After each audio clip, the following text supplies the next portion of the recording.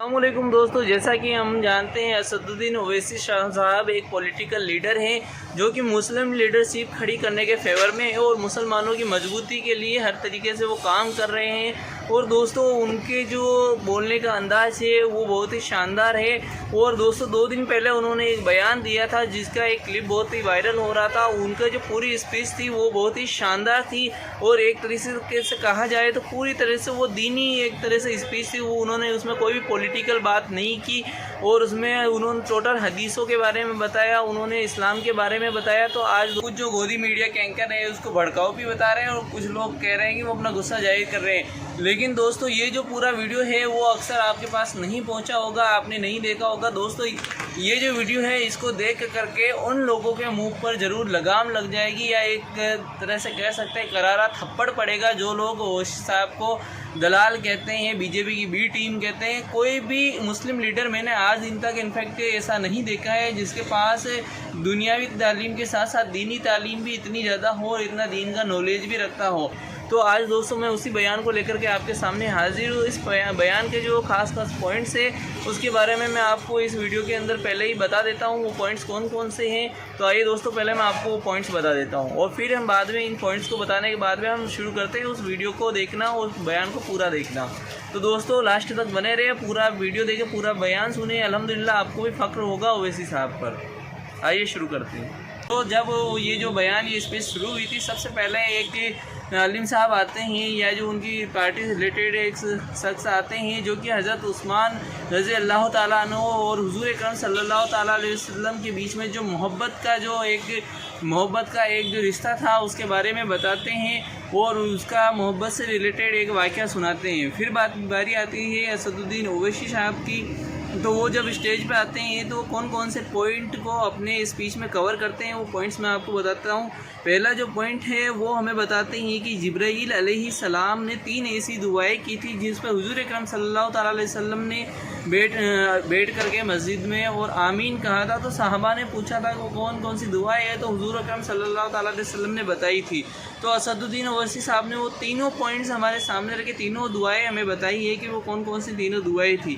پھر اگلا جو پوائنٹ تھا ان کا یہ تھا کہ ہم جو مسلمان ہیں ہمارا جو کام ہے وہ حضور اکرم صلی اللہ تعالیٰ علیہ وسلم پر درود و سلام بھیجنا، اور درود و سلام کی کیا فضیلتیں ہیں اس کے بارے میں انہوں نے ایک حدیث بھی ریفرنس پہ دی ہے، وہ بھی اس ویڈیو کے اندر میں آپ کو دکھاؤں گا۔ پھر اگلی باری آتی ہے دوستو جو زمین اور آسمان ہیں ان کو بنانے سے پہلے اللہ رب العزت نے یاسین اور طٰہٰ جو سورہ ہے وہ پہلے سے ہی نازل کر دی تھی، وہ کتنے سال پہلے نازل کی تھی اور اس کے بارے میں بھی انہوں نے کیا کیا بتایا وہ بھی اس ویڈیو کے اندر ہم جانیں گے۔ پھر اگلا پوائنٹ ہمارا آتا ہے دوستو، جیسے دنیائی علم بہت ضروری ہوتا ہے ویسے ہی دینی علم کتنا ضروری ہوتا ہے، کس طرح وہ مرنے کے بعد بھی اگر آپ اپنے پیچھے کسی کو چھوڑ کے جاتے ہیں تو اس کا سیکھا ہوا دینی علم بھی آپ کے کس طرح کام آ سکتا ہے۔ انہوں نے موسیٰ علیہ السلام اور ایک شخص جس کا انتقال ہو گیا تھا اس کے قبر کا واقعہ سناتے ہوئے اس کے بارے میں بھی انہوں نے بتایا ہے۔ پھر دوستو اگلی بات ہم کرتے تھے، اگلی بات انہوں نے بتائی کہ قرآن کریم کو ہمیں صرف جو عربی میں ہے وہ اسی طرح سے صرف پڑھ لینا سے کافی نہیں ہوتا ہے، اس کو سمجھنا ہمارے لیے بہت ہی ضروری ہے۔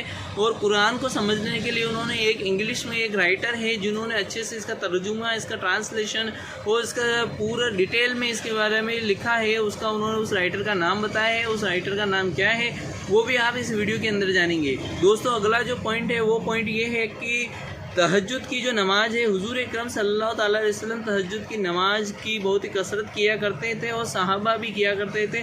تو تہجد کی نماز اس کی کیا فضیلت ہے اس کے بارے میں بھی انہوں نے اس ویڈیو کے اندر بتایا ہے۔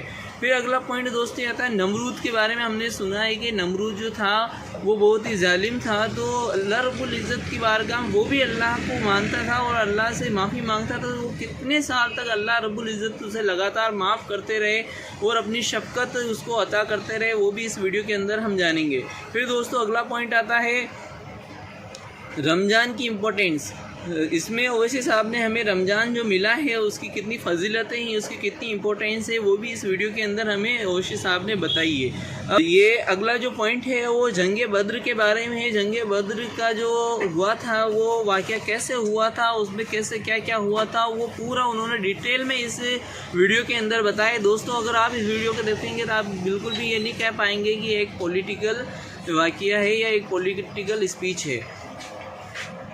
پھر اگلا جو پوائنٹ ہے اس میں ان کا وہ ہے کہ ایک وعدے کی امپورٹنس ہے۔ اگر آپ کسی سے وعدہ کرتے ہیں تو اس وعدے کو نبھانا اور اس وعدے کا سچا ہونا کتنا ضروری ہوتا ہے، یہ بھی اس ویڈیو کے اندر، اس بیان کے اندر اویسی صاحب نے بتایا کہ حضور اکرم صلی اللہ تعالیٰ علیہ وسلم نے کس طرح ایک وعدے کے اوپر کھرے اترنے کو بہت ہی مضبوطی سے صحیح مانا ہے، یعنی وعدے پہ کھڑا اترنا کتنا ضروری ہے، یہ حضور اکرم صلی اللہ تعالیٰ علیہ وسلم نے ہمیں بتایا، تو اس کے ریفرنس سے اویسی صاحب نے ہمیں یہ بھی بتایا ہے۔ پھر دوستو اگلے پوائنٹ کی بات کریں تو حضور اکرم صلی اللہ تعالیٰ علیہ وسلم نے کس طرح عورت کے لیے ایک جو مومن ہوتا ہے، ایک شوہر ہوتا ہے، اس کا کس طرح سے برتاؤ ہونا چاہیے، کس طرح سے اس کا برتاؤ اس کے ساتھ میں ہونا چاہیے۔ یہ جنگ بدر میں جب حضرت عثمان رضی اللہ تعالیٰ عنہ نہ جا پائے تھے، انہیں گھر پر حضور اکرم صلی اللہ تعالیٰ علیہ وسلم نے رکنے کے لیے بولا تھا، اس میں کتنی بڑی حکمت تھی، اور اس کے ساتھ ساتھ میں انہوں نے ایک ایگزامپل بھی دیا، تو یہ بھی ہم اس ویڈیو کے اندر جانیں گے۔ پھر دوستو اسی ویڈیو کے اندر آپ نے اویسی صاحب نے حضور اکرم صلی اللہ تعالیٰ علیہ وسلم اور ہم سب کی ماں حضرت ماں خدیجہ رضی اللہ تعالیٰ عنہ کی جو آپس میں جو محبت تھی اس کے بارے میں بھی بتایا ہے، اور ہمیں سمجھایا کس طرح ایک شوہر بیوی میں آپس میں محبت ہونی چاہیے۔ اور فائنلی جو ویڈیو کا جو لاسٹ پارٹ جو وائرل ہو رہا ہے، وہ ویڈیو کا لاسٹ پارٹ اب آتا ہے، اور اس پارٹ کے اندر وہ بتاتے ہیں کہ کس طرح ظالم ہم پر ظلم کر رہا ہے، تو ہمیں صبر رکھتے ہوئے بھی اپنی جو ایمان ہے اس پر مکمل قائم رہنا ہے، اور اللہ سے جو ہمارا عقیدہ ہے وہ پورا مکمل مضبوط رکھنا ہے۔ تو دوستو یہ جو اسپیچ ہے میں پوری آپ کے سامنے لے کر کے آیا ہوں جو اویسی صاحب نے دی ہے، اور الحمدللہ اس کو دیکھنے کے بعد بھی اگر کوئی انہیں دلال کہتا ہے یا بی جے پی کی ٹیم کہتا ہے تو میری نظر میں اس سے زیادہ بے غیرت انسان کوئی نہیں ہے۔ تو آئیے دوستو شروع کرتے ہیں اویسی صاحب کی جو پوری اسپیچ تھی، یہ پورا جو بیان تھا وہ دیکھنا۔ اللہ کا کرم ہے کہ حیدرآباد وہ شہر ہے جہاں پر بے شمار ایسے اللہ کے نیک بندے ہیں جو رجب سے اپنے روزوں کا آغاز کرتے ہیں، شوال کے 6 روزوں کے بعد ان کے روزوں کا اختتام ہوتا ہے۔ ہم جانتے ہیں ایسے بھی لوگ ہیں جو صوم و صلات کے پابند ہیں، شعبان اور رمضان کا بہت ادب احترام کے ساتھ استقبال کرتے ہیں۔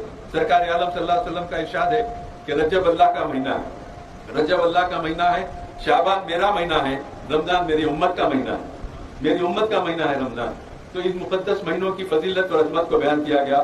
یقیناً مسلمانوں کو اللہ نے یہ اعزاز عطا کیا جو کسی نبی کی امت کو یہ شرف، یہ سعادت نہیں ملی، جو مسلمانوں کو اللہ نے رمضان کریم کی عظیم نعمت سے سرفراز فرمایا۔ بے شمار واقعات ہیں، بے شمار روایتیں ہیں کہ رسول کریم صلی اللہ تعالیٰ علیہ وسلم کی امت کو اللہ تعالیٰ نے تمام انبیاء کی امتوں پر فوقیت اور فضیلت سے سرفراز فرمایا، اور سرکار عالم صلی اللہ تعالیٰ علیہ وسلم کی امت کو افضلیت عطا کی۔ اس لیے ہم بڑے خوش قسمت ہیں، اور یہ سچ ہے کہ ہم اپنے مقام سے ناواقف ہیں۔ بہرحال اس مقدس مہینے کے آخری ایام میں ہمیں قرآنی تعلیمات ہمارے سامنے ایک ایسا سرچشمہ حیات ہے کہ انسان کے پیدا ہونے سے لے کے ان کے مرنے تک وہ ہماری رہنمائی کے لیے کافی ہے۔ سالار ملت سلطان صلاح الدین اویسی رحمۃ اللہ علیہ اسی مکہ مسجد کے اسی مقام سے فرماتے تھے، قرآن ہماری وہ کتاب ہے، وہ ہدایت کی کتاب ہے، ایک مسلمان کے پیدا ہونے کے بعد اس کے مرنے تک قرآن اس کی رہنمائی کے لیے کافی ہے، لیکن شرط یہ ہے کہ ہم کسی اچھے استاد کے بعد بیٹھ کر اس کی تعلیم حاصل کریں، اس کی تفسیر سنیں، تو آپ کو یاد ہوگا کہ ہر دور میں قرآن ہماری رہنمائی کے لیے کافی ہے۔ آج 1400 سال سے زیادہ عرصہ ہوا قرآن کو کے نازل ہونے کے بعد، لیکن یہ وہ واحد کتاب ہے کہ نزول قرآن سے لے کر آج تک کبھی بھی حالات میں یہ قرآن ہماری رہنمائی کرتے رہے، ہمیشہ رہنمائی کے لیے کافی ہے۔ زیر و زبر کی اس میں تبدیلی یا ترمیم کسی کو اللہ نے حق نہیں دیا۔ یہ ایسی لاجواب کتاب ہے، یہ ایسا خزانہ ہے مسلمانوں کے پاس کہ اس کو اگر حاصل کر لے، اس کی تعلیمات پر عمل پیرا ہو جائے تو مسلمانوں کو مصائب اور مشکلات سے نجات مل سکتی ہے۔ سرکار عالم صلی اللہ تعالیٰ علیہ وسلم نے قرآنی تعلیمات کو پیش کیا، نہ صرف پیش کیا بلکہ عمل کر کے بتا دیا۔ ہم کو چاہیے کہ جیتا جاگتا اگر قرآن دیکھنا ہے تو سرکار عالم صلی اللہ علیہ وسلم کے اسوہ حسنہ کو دیکھے، جس کا اٹھنا قرآن، جس کا بیٹھنا قرآن، جس کا چلنا قرآن، قرآنی تعلیمات کی عکاسی اسوہ حسنہ میں ملے گی۔ میں آپ سے اتنا ہی کروں گا، صحابہ کرام کا یہ جذبہ رہتا تھا کہ قرآن کو سمجھتے تھے اور صاحب قرآن سے محبت کرتے تھے، قرآن کو سمجھتے تھے، صاحب قرآن سے محبت کیا کرتے تھے، سرکار کے دامن سے اپنے آپ کو وابستہ کرتے تھے۔ میں ایک ہی واقعہ عرض کر کے اجازت چاہتا ہوں۔ حضرت عثمان غنی رضی اللہ تعالیٰ عنہ صحابہ کرام میں خلفائے راشدین ہیں، اور ہمیشہ سرکار کی صحبت سے اللہ تعالیٰ نے ان کو سرفراز فرمایا، لیکن ایک فکر رہتی تھی ایک فکر رہتی تھی کہ حضرت عثمان غنی رضی اللہ تعالیٰ عنہ مسجد نبوی میں سرکار عالم صلی اللہ علیہ وسلم تشریف فرما ہے تو جا کے عرض کرتے ہیں یا رسول اللہ صلی اللہ علیہ وسلم تھوڑے دن سے ایک بات میرے ذہن میں آ رہی ہے، کھٹک رہی ہے، میں چاہتا ہوں کہ آپ کے سامنے اس کا اظہار کر دوں اور آپ کا آپ سے جواب طلب کروں۔ سرکار مسکرانے لگے اور کہا کہ عثمان کیا بات ہے؟ تو سرکار کے سامنے حضرت عثمان غنی رضی اللہ تعالیٰ عنہ عرض کرنے لگے یا رسول اللہ صلی اللہ علیہ وسلم، اللہ نے مجھے آپ کی صحبت عطا کی، آپ کی قربت عطا کی، سفر میں غزوات میں آپ کے ساتھ رہا، اللہ کا جتنا شکر ادا کرے کم ہے، لیکن یا رسول اللہ صلی اللہ علیہ وسلم میں یہ جاننا چاہتا ہوں دنیا سے پردہ فرمانے کے بعد آپ کہاں رہیں گے اور میں کہاں رہوں گا؟ آپ کہاں رہیں گے اور میں کہاں رہوں گا؟ رسول کریم صلی اللہ علیہ وسلم مسکراتے ہوئے تبسم فرماتے ہیں اور حضرت عثمان سے فرماتے ہیں کہ عثمان ایک پتھر کو اٹھا کے لاؤ۔ حضرت عثمان غنی ایک پتھر کو لا کے دیتے ہیں، سرکار عالم صلی اللہ علیہ وسلم صحن مسجد نبوی میں تشریف فرما ہے اور کہتے ہیں کہ عثمان اس پتھر کو پھینکو۔ حضرت عثمان غنی صحن مسجد نبوی سے اس پتھر کو پھینکتے ہیں، ایک مقام پر جا کر پتھر گرتا ہے تو سرکار فرمان کے دیکھو عثمان جہاں پتھر گرا ہے وہاں تمہاری خبر ہوگی، میں یہی ہوں اور یہی میری خبر ہوگی، تمہارے میرے درمیان جو بھی دفن ہوگا جنتی ہوگا، جو بھی دفن ہوگا وہ جنتی ہوگا۔ حضرت عثمان غنی رضی اللہ تعالیٰ عنہ چیخ مار کے کہتے یا رسول اللہ صلی اللہ علیہ وسلم اگر آپ پہلے فرماتے تو یہ پتھر کو اتنی دور پھینکتا کہ مشرق سے مغرب تک جنت البقیع بن جاتا۔ یہ ان کی محبت تھی، جتنا قربت رہنے کے باوجود بھی دنیا سے پردہ فرمانے کے بعد بھی اپنے آپ کو دوری محسوس نہیں کر سکتے تھے۔ سرکار سے ارشاد فرمائے اسی لیے کہتا ہوں آنکھوں میں تصور میں دل میں سرکار کی صورت ہوتی ہے، یوں سایہ فکر مجاسی پر اللہ کی رحمت ہوتی ہے۔ جب حسن تصور جاگ اٹھے اور گنبد خضرا ہو آگے، اشکوں سے وضو کر لیتا ہوں، آنکھوں سے عبادت ہوتی ہے۔ 100 بار تصدق جس دل میں رسول اکرم کی ہے دوست محبت ہوتی ہے۔ قرآن کی زبان کو سمجھو تو یہ صاف اشارے ہیں، اس میں محبوب خدا کی چاہت سے تکمیل عبادت ہوتی ہے۔ یہی صحابہ کرام کا طرز عمل تھا، قرآنی تعلیمات کو اپناتے اور سرکار کی محبت کو اپنے دل میں جگہ دیتے۔ میں آخری بات آپ سے عرض کر کے رخصت ہوتا ہوں۔ کل 28 رمضان ہے اور 28 رمضان کی شب میں سالار ملت سلطان صلاح الدین اویسی رحمۃ اللہ علیہ کا وصال ہوا اور اس کی مناسبت سے 28 رمضان کو فتح دروازہ مہاراجہ فنکشن ہال میں ہمیشہ جلسہ قرات کا اہتمام کرتا ہوں محبان مجلس کی جانب سے۔ سالار ملت کے سال ثواب کے لیے مفتی خلیل احمد صاحب مفکر اسلام اس کی صدارت کریں گے، نقیب ملت حبیب ملت برہان الدین اویسی صاحب اس کے مہمان خصوصی ہیں۔ میری آپ سے درخواست ہے اس جلسہ قرات میں شرکت کر کے سالار ملت کی خدمات کو خراج تحسین پیش کریں۔ یقیناً دیکھتے دیکھتے 14 سال گزر گئے، 14واں جلسہ ہے۔ یقین مانیے آج بھی دل یہ کہتا ہے صدیوں بیت جائیں گے لیکن سالار کو ایسا قائد پیدا نہیں ہوگا، صدیوں بیت جانے کے بعد بھی سالار کے ایسا قائد پیدا نہیں ہوگا۔ کسی کو دیکھ لیتے ہیں تو ایک لمحے میں اس کو جانتے ہیں کہ یہ کیا کہنے آیا ہے۔ بڑی خوبیوں سے اللہ نے ان کو نوازا تھا، وہ ادائیں دل بری ہو کے نوائے عاشقانہ، جو دلوں کو فتح کر لے وہی پاتے ہیں زمانہ۔ اللہ تعالیٰ سالار ملت کے درجات کو بلند کرے، فخر ملت کے درجات کو بھی اللہ بلند کرے، تمام مسلمانوں کو خوشحالی عطا کرے، نقیب ملت حبیب ملت کی عمر دراز کرے، ان کا تحفظ کرے، ان کے تمام عزائم کو اللہ کامیابی سے امکنار کرے، مسلمانوں کو خوشحالی عطا کرے۔ وآخر دعوانا الحمدللہ رب العالمین۔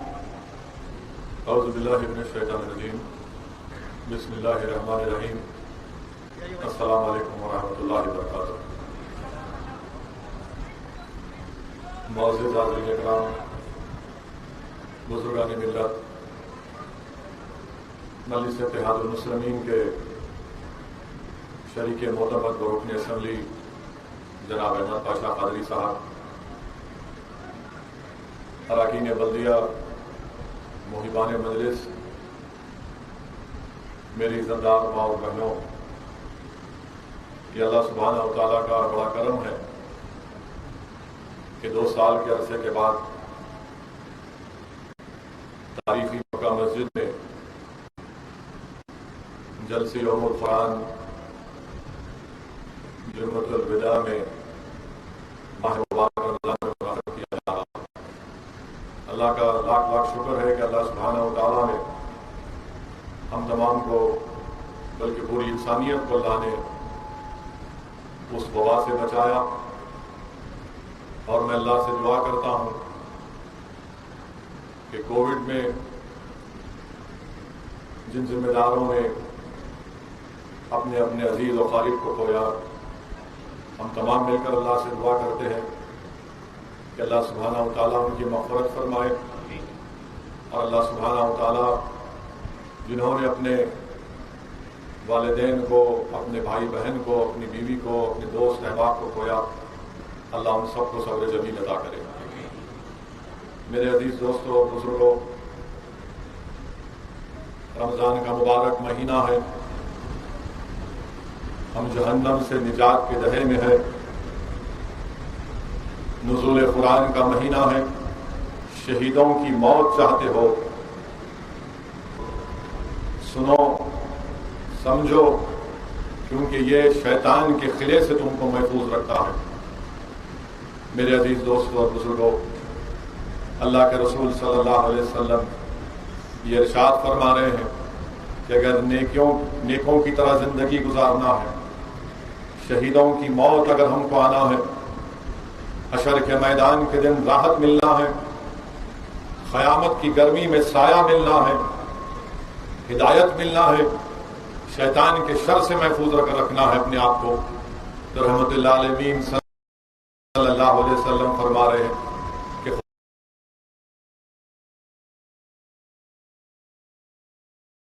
قرآن کریم کو پڑھو، سنو، اس پر عمل کرو۔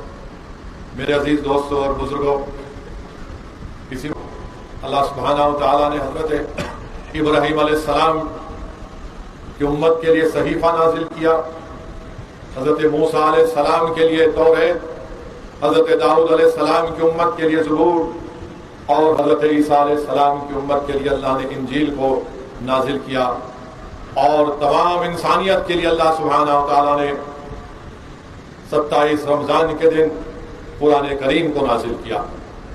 میرے عزیز دوستوں اور بزرگوں، یہ مبارک مہینہ اب ہم سے رخصت ہو رہا ہے۔ مجھے اللہ کے رسول صلی اللہ علیہ وسلم کی حدیث شریف یاد آ رہی ہے کہ اللہ کے رسول صلی اللہ علیہ وسلم خطبہ دینے سے پہلے ممبر پر قد مبارک رکھتے ہیں، آمین کہتے ہیں، ویسے ہی 3 مرتبہ رسول اللہ صلی اللہ علیہ وسلم آمین کہتے ہیں۔ نماز کے بعد صحابہ کرام نے رسول اللہ صلی اللہ علیہ وسلم سے پوچھا، یا رسول اللہ صلی اللہ علیہ وسلم، آپ نے 3 مرتبہ آمین کیوں کہی؟ تو رحمت اللہ علیہ صلی اللہ علیہ وسلم نے ارشاد فرمایا، پہلی مرتبہ میں نے آمین اس لیے کہی کہ جبریل امین میرے سامنے کھڑے تھے اور دعا کر رہے تھے کہ جس نے رمضان کو پایا اور اپنی گناہوں کی مغفرت اللہ سے نہیں کرایا وہ ہلاک ہو جائے، تو میں نے آمین کہا۔ دوسری مرتبہ میں نے آمین اس لیے کہا کہ جبریل امین دعا کر رہے تھے کہ ہلاک ہو جائے وہ شخص جس محفل میں اللہ کے حبیب محمد مصطفیٰ صلی اللہ علیہ وسلم کا ذکر ہو اور ان پر درود السلام نہ پڑھا جائے تو ہلاک ہو جائے۔ تو رسول اللہ صلی اللہ علیہ وسلم نے آمین کہا۔ تو درود السلام کے نذرانے ہم پیش کرتے ہیں کہ اللہم صلی علی سیدنا محمد عبدک رسولک نبی امین علیہ وسلم۔ تیسری مرتبہ رسول اللہ صلی اللہ علیہ وسلم نے ارشاد فرمایا کہ جبریل امین دعا فرما رہے تھے کہ جس نے اپنے ضعیف ماں باپ کو پایا اور ان کی خدمت نہیں کی وہ ہلاک ہو جائے۔ تو اللہ کے رسول صلی اللہ علیہ وسلم نے آمین کہا۔ میرے عزیز دوستوں اور بزرگوں، علماء کرام نے لکھا کہ دعا کرنے والے کون ہیں؟ دعا کرنے والے پورے فرشتوں کے سردار حضرت جبرائیل علیہ السلام، وہ دعا کر رہے ہیں۔ اور آمین کون کہہ رہے ہیں؟ پورے نبی اور رسولوں کے سردار محمد مصطفیٰ صلی اللہ علیہ وسلم۔ میرے عزیز دوستوں اور بزرگوں، ابھی بھی رمضان کے چند دن باقی ہیں، اس مبارک مہینے کے چند دن باقی ہیں۔ اگر ہم سے غفلت ہوئی ہوگی تو ہم دوبارہ اللہ سے رجوع کریں گے اپنے آپ کو۔ اگر کسی وجہ سے روزے نہیں رکھ سکے وہ روزے رہ سکتے ہیں۔ اگر کسی نے تراویح کی نماز نہیں پڑھی، ابھی موقع ہے، تراویح کی نماز پڑھ لو۔ اگر کسی نے نمازیں نہیں پڑھی تو مبارک مہینہ ہے، نمازیں پڑھ لو، کیونکہ نفل کا ثواب فرض کے برابر اور فرض کا ثواب 70 گنا اضافہ کر دیا جاتا ہے۔ اس مبارک مہینے میں اگر تمہارے ماں باپ زندہ ہیں ان کی قدر کرو، ان کی خدمت کرو۔ اگر ہم سے غلطی ہوئی ہے، وہ ناراض ہیں تو ان کو راضی کر لو۔ میرے عزیز دوستوں اور بزرگوں، اللہ کے رسول صلی اللہ علیہ وسلم کے حدیث شریف کو محدث دکن حضرت عبداللہ شاہ صاحب قبلہ اپنی کتاب رمضان میں حدیث شریف لکھتے ہیں کہ اللہ کا عرش ہے اور اللہ کے عرش کے بازو حضرت آدم علیہ السلام سبز رنگ کے کپڑے پہنے ہوئے اور حضرت آدم علیہ السلام رحمت العالمین صلی اللہ علیہ وسلم کو پکار کر کہتے ہیں کہ اے احمد صلی اللہ علیہ وسلم وہ دیکھو تمہارے امتی کو فرشتے جہنم میں ڈالنے لے کر جا رہے ہیں. اللہ کے رسول صلی اللہ علیہ وسلم دوڑتے ہیں ان فرشتوں سے کہتے ہیں کہ میرا امتی ہے اس کو تم جہنم میں مت ڈالو. فرشتے رحمت اللہ علیہ صلی اللہ علیہ وسلم سے کہتے ہیں کہ ہم بہت سخت ہیں ہم صرف اللہ کا حکم مانتے ہیں. حدیث شریف کے الفاظ ہیں کہ اللہ کے رسول صلی اللہ علیہ وسلم نے اپنا بایاں ہاتھ اپنے سر پر رکھ کر اللہ کی عرش کی طرف دیکھ کر اللہ سے کہا یا اللہ تو نے مجھ سے وعدہ کیا تھا یا اللہ تو نے مجھ سے وعدہ کیا تھا کہ میرا امتی جہنم میں نہیں جائے گا آج تو مجھے رسوا مت کر. اللہ سبحانہ و تعالیٰ کی رحمت جوش میں آئے گی. اللہ حکم دے گا کہ محمد صلی اللہ علیہ وسلم کی اطاعت کرو تو فرشتے اس امتی کو واپس لے کر آئیں گے اور رسول اللہ صلی اللہ علیہ وسلم اپنے پاس سے کاغذ نکال کر اس شخص کے نامہ اعمال میں نیکی کے پلڑے میں رکھیں گے تو نیکی کا پلڑے میں اضافہ ہو جائے گا. تو پکارنے والا پکارے گا یہ خوش قسمت ہے یہ خوش قسمت ہے اس کی نیکیوں کا پلڑا بڑھ گیا. اللہ حکم فرمائے گا کہ اس کو جنت میں داخل کرو. وہ شخص رسول اللہ صلی اللہ علیہ وسلم کو دیکھ کر کہے گا کہ کیا خوبصورت آپ کا چہرہ ہے کیا خوب آپ کے اخلاق ہیں میرے ماں باپ آپ پر قربان آپ کون ہیں. تو اللہ کے رسول صلی اللہ علیہ وسلم فرماتے ہیں کہ میں وہ ہوں جس پر تم نے دنیا میں مجھ پر درود و سلام بھیجا تھا. میں اللہ کا حبیب محمد مصطفیٰ صلی اللہ علیہ وسلم. پھر پوچھتا ہے رسول اللہ صلی اللہ علیہ وسلم آپ نے میری نیکیوں کے پلڑے میں وہ کاغذ کیا رکھا. تو اللہ کے رسول صلی اللہ علیہ وسلم نے کہا کہ جو تو دنیا میں مجھ پر درود و سلام پڑھتا تھا میں نے اس کو تیری نیکیوں کے پلڑے میں رکھ دیا. میرے عزیز دوستوں اور بزرگوں اس لیے علماء کرام نے اہل دل نے ہم سے کہا کہ درود و سلام کے نذرانے اللہ کے رسول صلی اللہ علیہ وسلم پر پیش کرتے رہو. اور مجھے امید ہے کہ شاید وہ گناہگار اسد الدین اویسی ہوگا اور رسول اللہ صلی اللہ علیہ وسلم مجھے جہنم کی آگ سے بچا لے. یہ میرا عقیدہ ہے یہ میرا ایمان ہے. میرے عزیز دوستوں اور بزرگوں وہیں پر ایک اور حدیث شریف آیا کہ ایک شخص کے نامہ اعمال تو لے جائیں گے نیکیاں اور گناہ برابر رہیں گے. اچانک گناہ بڑھ جائیں گے حکم ہوگا اس کو جہنم میں ڈال دو حکم ہوگا اس کو جہنم میں ڈال دو. وہ بولے گا یا اللہ کس لیے اب تک تو میری نیکیاں اور گناہ برابر تھے اچانک میرے گناہوں میں کیسے اضافہ ہو گیا. تو آواز آئے گی کہ تو نے دنیا میں اپنے ماں باپ کو اف کہا تھا تو نے اپنے ماں باپ کو اف کہا تھا. تو کہے گا یا اللہ جب میں جہنم میں جا رہا ہوں تو میرا باپ بھی جہنم میں جا رہا ہے یا اللہ میری نیکیاں میرے باپ کو دے دے جس میں نے اف کہا تھا. تو آواز آئے گی کہ دنیا میں آپ تھا آج کہہ رہا ہے اللہ سے رحمت کی بھیک مانگ رہا ہے تو اللہ حکم فرمائے گا ان دونوں کو جنت میں داخل کرو. میرے عزیز دوستوں اور بزرگوں یاد رکھیے یہ نزول قرآن کا مہینہ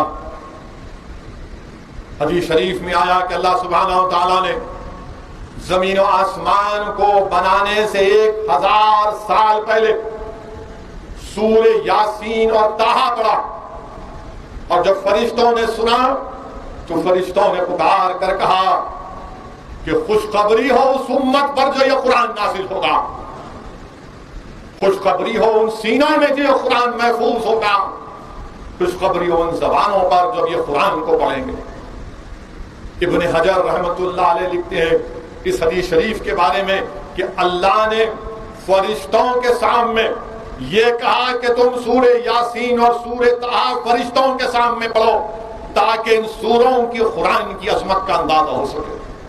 میرے عزیز دوستوں اور بزرگوں اسی لیے رسول اللہ صلی اللہ علیہ وسلم نے فرمایا کہ میری امت کی بہترین عبادت قرآن کریم کی تلاوت میری امت کی بہترین نفل عبادت قرآن کریم کی تلاوت۔ میرے عزیز دوستوں اور بزرگوں، نزول قرآن کا مہینہ ہے، ہم تمام نے قرآن کی تلاوت کی، شب بیداری کی، تراویح میں قرآن کریم کی تلاوت کو سنا، 20 رکعت نماز پڑھی۔ مجھے یہاں پر وہ حدیث شریف یاد آ رہی ہے کہ قرآن کریم کی عظمت کو سمجھنے کے لیے، اللہ کے کلام کو سمجھنے، اہمیت سمجھنے کے لیے، کہ امام جلال الدین سیوطی روایت لکھتے ہیں کہ ایک مرتبہ حضرت موسیٰ ایک خبر کے سامنے سے جا رہے تھے، دیکھتے ہیں کہ خبر میں عذاب ہو رہا ہے، دیکھتے ہیں کہ خبر میں عذاب ہو رہا ہے، اور جب واپس جاتے ہیں دیکھتے ہیں کہ خبر میں اس کو راحت مل چکی۔ وہ اللہ سے پوچھتے ہیں، یا اللہ یہ ماجرا کیا ہے؟ جب میں دیکھا تو عذاب میں تھا، اب وہ خبر میں ہے، خبر میں تو کوئی نیکیاں نہیں کر سکتا، اس کے نامہ اعمال ختم ہو گئے۔ تو اللہ سبحانہ و تعالیٰ نے یہ فرمایا کہ موسیٰ، جب یہ گناہگار اس انتقال کر گیا تو اس کی بیوی حاملہ تھی، اس کی بیوی حاملہ تھی، اس کی بیوی نے اس کے بیٹے کی اچھی تربیت کی۔ جب وہ 5 سال کا ہوا تو اس کی بیوی نے، مرنے والے کی بیوی نے اس کو مکتب کو بھیجایا، مدرسے کو بھیجایا، اور وہ معصوم بچہ توتلے انداز میں کہنا شروع کیا، بسم اللہ الرحمن الرحیم۔ تو اللہ نے فرمایا کہ جو بچہ مجھے رحمان اور رحیم کہہ کر پکارتا ہے، میری رحمت جوش میں آئی، میں کیسے اس کے باپ کو عذاب دے سکتا ہوں؟ میرے عزیز دوستوں اور بزرگوں، اسی لیے اپنی اولاد کو قرآن پڑھنا سکھاؤ، قرآن کی تعلیم سکھاؤ، خود قرآن سیکھو، خود قرآن پڑھو۔ میرے عزیز دوستوں اور بزرگوں، شاہ ولی اللہ محدث دہلوی اپنے والد کا واقعہ انفصول العارفین میں لکھتے ہیں کہ ایک مرتبہ آپ کے والد شاہ عبد الرحیم رحمۃ اللہ علیہ سفر میں جاتے ہیں اس زمانے میں، اور گرمی کا موسم ہے، دوپہر میں قافلہ رکتا ہے، تو شاہ عبد الرحیم رحمۃ اللہ علیہ قرآن کریم نکال کر تلاوت کرتے ہیں، رک جاتے ہیں، اچانک زمین سے گرو دستیاب ہوتی ہے اور کہتی ہے کہ عبد الرحیم، مجھے مر کر صدیاں ہو چکے ہیں، تمہاری قرآن کی تلاوت سے مجھے تسکین محسوس ہو رہا ہے۔ وہ پھر قرآن کی تلاوت کو جاری رکھتے ہیں، دوسری مرتبہ جب ختم کر دیتے ہیں تلاوت کو، شاہ عبد الرحیم رحمۃ اللہ علیہ آپ کے بڑے بھائی جو بازو آرام کر رہے ہیں اٹھ جاتے ہیں اور کہتے ہیں، عبد الرحیم، یہاں پر کسی ایک نیک بندے کی خبر ہے، اس نے مجھے خواب میں آ کر کہا کہ تمہاری تلاوت سے اس کی روح کو تسکین مل رہی ہے، تم اپنی قرآن کی تلاوت کو جاری رکھو۔ یاد رکھو مسلمانوں، اسد الدین اویسی بشمول ہم تمام اس دنیا سے چلے جائیں گے، زمین کی غذا بنیں گے، نہیں معلوم کتنی صدیاں، کتنے سال خبر میں رہنا پڑے گا، جب کون آ کر ہماری قبروں پر قرآن پڑھے گا، کون ہماری روحوں کو تسکین پہنچائے گا۔ اسی لیے قرآن پڑھو، جو موقع اللہ نے دیا اس کو غنیمت جانو اور قرآن پڑھتے رہو، قرآن سمجھو، قرآن پر عمل کرو، اور جس کو اردو نہیں آتی، انگریزی کے بھی قرآن ہے، اس کا ٹرانسلیشن ہے، بلکہ اگر کسی کو انگریزی کا ٹرانسلیشن پڑھنا ہے تو میری نظر میں پوری دنیا میں اگر ایک بہترین قرآن کریم انگریزی کا ٹرانسلیشن جو آیا ہے حالیہ دنوں میں، اس کا نام ہے The قرآن Beheld، اس کو لکھنے والے کا نام شیخ نوح حامیم کیلر ہے، جس نے 16 سال اس قرآن کریم کا ترجمہ کیا۔ 16 سال کے بعد شیخ نوح حامیم کیلر نے انگریزی میں عربی سے اس کا ترجمہ کیا، اور اگر کوئی پڑھنا چاہتا ہے تو حضرت گوگل پر، ایمیزون پر جائیں اور ایمیزون سے اس کا آرڈر کر کے انگریزی کی قرآن پڑھیں، آپ کو بڑا اس سے فائدہ ملے گا۔ میرے عزیز دوستوں اور بزرگوں، یہ مبارک مہینے کے چند راتیں ہمارے پاس باقی ہیں، اٹھو رات میں، شب بیداری کرو، رات بھر پھرتے مت رہو، کم سے کم اگر پوری رمضان میں تم نے تہجد کی نماز نہیں پڑھی، کل پڑھو، کل بھی 29ویں شب ہے، شب قدر ہو سکتی ہے، آج کر لو، 2 رکعت پڑھو، 2 رکعت پڑھ لو، اور اس کے بعد تمہاری سحری کیا ہے وہ کر لو۔ اٹھو رات میں، اٹھو میرے عزیز دوستوں اور بزرگوں، نوجوانوں، رات میں اللہ سے گفتگو کرو، اپنی تکلیف، اپنا دکھڑا اللہ سے بیان کرو، اپنی مشکلات کو اللہ سے بیان کرو، اس وقت اللہ سبحانہ و تعالی ہماری اور آپ کی آنسوؤں کو تک سنتا ہے۔ میرے عزیز دوستو اور بزرگوں، ایک وقت نکالو رات میں، اس مبارک مہینے کی گھڑیوں میں اٹھو، تہجد کی نماز پڑھو۔ مجھے یہاں پر تفصیل روح البیان حضرت اسماعیل حقی رحمۃ اللہ علیہ کی حدیث شریف یاد آ رہی کہ اللہ کے رسول صلی اللہ علیہ وسلم امت کی ماں حضرت عائشہ صدیقہ کے ساتھ ہے۔ رات میں رسول اللہ صلی اللہ علیہ وسلم اٹھ جاتے ہیں، امت کی ماں حضرت عائشہ صدیقہ دیکھتی ہیں کہ رسول اللہ صلی اللہ علیہ وسلم بستر پر نہیں ہے، وہ پریشان ہو جاتی ہیں، کیونکہ اللہ کے رسول صلی اللہ علیہ وسلم ہمیشہ امت کی ماں حضرت عائشہ صدیقہ کے پاس جب ہوتے تو کہتے کہ کیا آپ مجھے اجازت دیں گے، وقت تو آپ کا ہے، میں اللہ سے عبادت کرنا چاہتا ہوں تہجد کی نماز کی۔ اس دن رسول اللہ صلی اللہ علیہ وسلم نظر نہیں آئے۔ امت کی ماں اٹھی، مسجد نبوی اور جنت البقیع کے درمیان میں دیکھا کہ اللہ کے رسول صلی اللہ علیہ وسلم سجدے میں ہیں، رحمت اللہ علیہ سجدے میں۔ آہٹ آواز آئی، آہٹ کی آواز، تو عقائد عالم صلی اللہ علیہ وسلم نے پوچھا کون؟ تو امت کی ماں نے کہا عائشہ۔ آقا نے فرمایا کون عائشہ؟ کہا میں آپ کی زوجہ۔ آقا نے کہا کون زوجہ؟ کہا میں ابو بکر صدیق کی بیٹی۔ تو آقا نے کہا کون ابو بکر؟ وہ پریشان ہو گئی اور واپس اپنے رسول اللہ صلی اللہ علیہ وسلم کے گھر میں آ گئی۔ بعد میں دیکھتی ہیں کہ رسول اللہ صلی اللہ علیہ وسلم تشریف لائے۔ جب امت کی ماں گئی تو بارش ہو رہی تھی، واپس آئی، اور جب آپ نے رسول اللہ صلی اللہ علیہ وسلم کو واپس آتے ہوئے دیکھا تو جس میں مبارک پر ایک بھی خطرہ نہیں پانی کا۔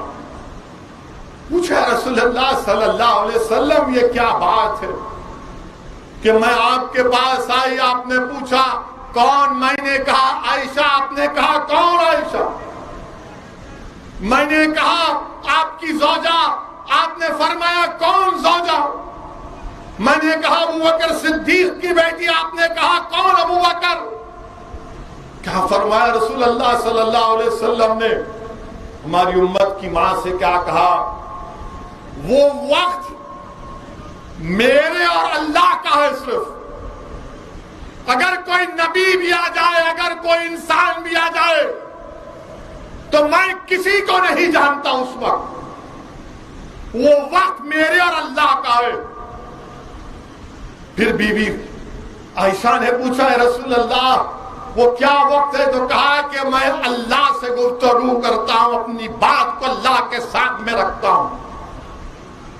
میرے عزیز دوستوں اور بزرگوں، پھر حضرت عائشہ بھی امت کی ماں نے پوچھا یا رسول اللہ میں تو آپ کا تہمن اوڑھ کر گئی تھی، اس پر پانی کے خطرے ہیں، آپ پر کچھ نہیں ہے۔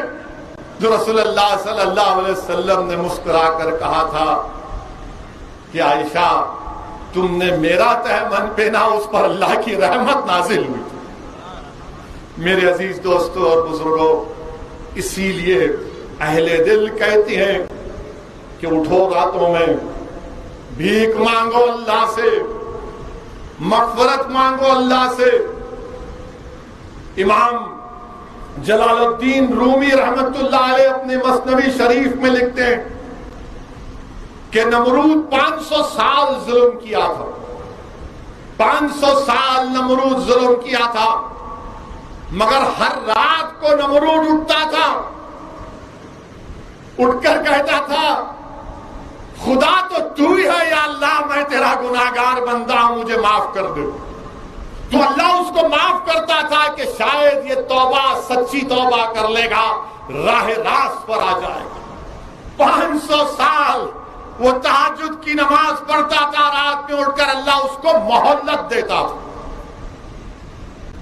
تو اہل دل نے کہا تم کو مہلت ملتی ہے، رمضان کا مہینہ ہے، نوجوانوں اٹھو، تھوڑا نفس پر دباؤ ڈالو۔ کیا تم 2 رکعت تہجد کی نماز نہیں پڑھ سکتے؟ پڑھو نوجوانوں، پڑھو، عادت ڈالو۔ جب 500 سال نمرود کو موقع ملا تو ہمارے وطن عزیز میں جو فرعون اور نمرود کے خاتمے کے لیے تم کو تہجد پڑھنا پڑے گا، تاکہ اللہ سبحانہ و تعالی ان کے ظلم کا خاتمہ کر دے۔ میرے عزیز دوستوں اور بزرگوں، یہ مبارک مہینے کی آخری گھڑیاں ہیں۔ یہ آئندہ سال پھر رمضان آئے گا۔ ہو سکتا ہے کہ اسد الدین اویسی اور آپ میں سے کوئی زندہ نہ رہے، مگر رمضان تو آئے گا۔ اپنی نعمتیں، اپنی رحمتیں رسول اللہ صلی اللہ علیہ وسلم کی امت پر بانٹتا جائے گا۔ اسی لیے حدیث شریف میں آیا کہ جب حساب کتاب کا دن ہوگا، جب حساب کتاب کا دن ہوگا تو رمضان کھڑا ہو جائے گا۔ اللہ پوچھے گا بتاؤ رمضان کیوں کھڑے ہو گئے؟ تو اللہ کہے گا یہ فلاں فلاں فلاں، ان سے کوئی حساب کتاب نہیں، اللہ ان کو جنت میں لے کے جا۔ یہ روزہ رکھنے والے تھے یا اللہ، یا اللہ یہ روزہ رکھنے والے تھے۔ اللہ سبحانہ و تعالیٰ کہے گا، اللہ سبحانہ و تعالیٰ بیٹھ جائیے، اللہ سبحانہ و تعالیٰ کہے گا کہ ان کو جنت میں لے کے جاؤ۔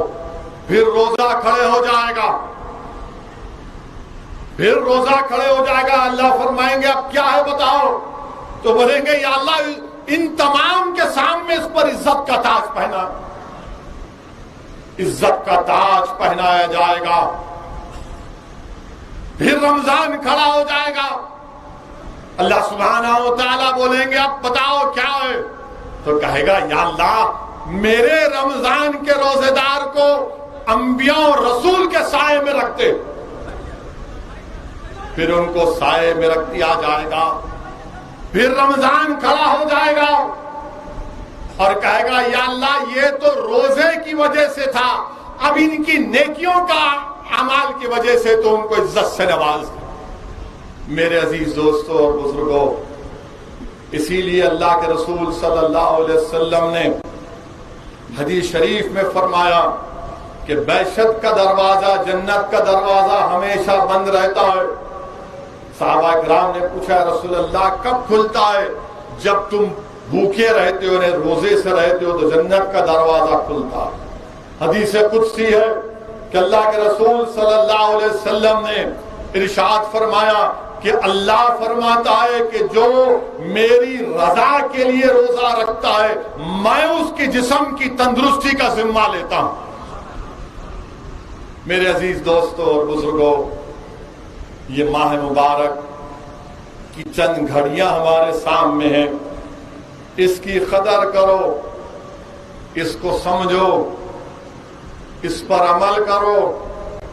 اور میں ان لوگوں سے بھی مخاطب ہوں مکہ مسجد کی تاریخی مسجد سے کہ جن کو اللہ نے توفیق دی روزہ رکھنے کی، نمازیں پڑھنے کی، تہجد پڑھنے کی، زکوٰۃ دینے کی، صدقہ کرنے کی، یاد رکھو کبھی بھی تم حقارت کی نظر سے، غرور سے ان لوگوں کی طرف مت دیکھو جو یہ کام نہیں کر سکے۔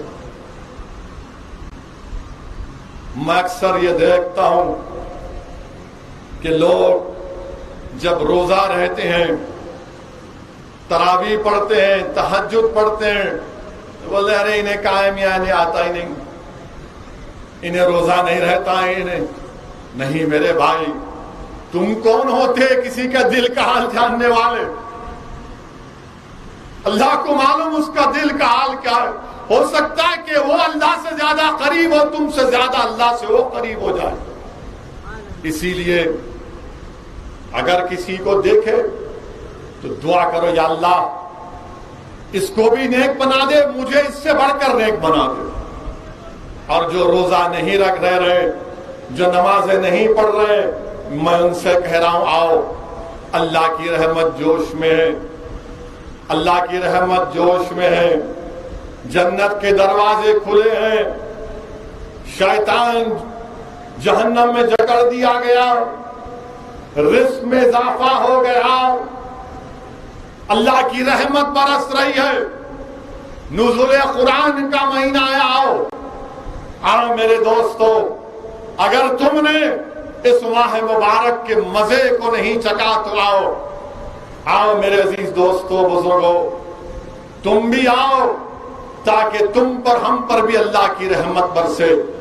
میرے عزیز دوستو اور بزرگو، دوسری اہم بات میں آپ سے کرنا چاہ رہا تھا کہ اس ماہ مبارک میں جنگ بدر بھی ہوئی۔ اس ماہ مبارک کی 17 تاریخ کو جنگ بدر ہوئی، اور جنگ بدر میں 2 ہجری میں روزے فرض ہوئے اور 2 ہجری میں جہاد فرض ہوا۔ جنگ بدر کے سلسلے میں علماء کرام نے لکھا کہ رسول اللہ صلی اللہ علیہ وسلم نے جب نبوت اور رسالت کا اعلان کیا تو 15 سال تک کوئی جنگ نہیں ہوئی، 15 ایئرز تک۔ مگر جب ہجرت ہوئی مدینے کو تو مشرکان مکہ مدینے کے قریب بھی آ کر مسلمانوں کے اونٹ کو، بکریوں کو چوری کر جاتے، تکلیف دیتے۔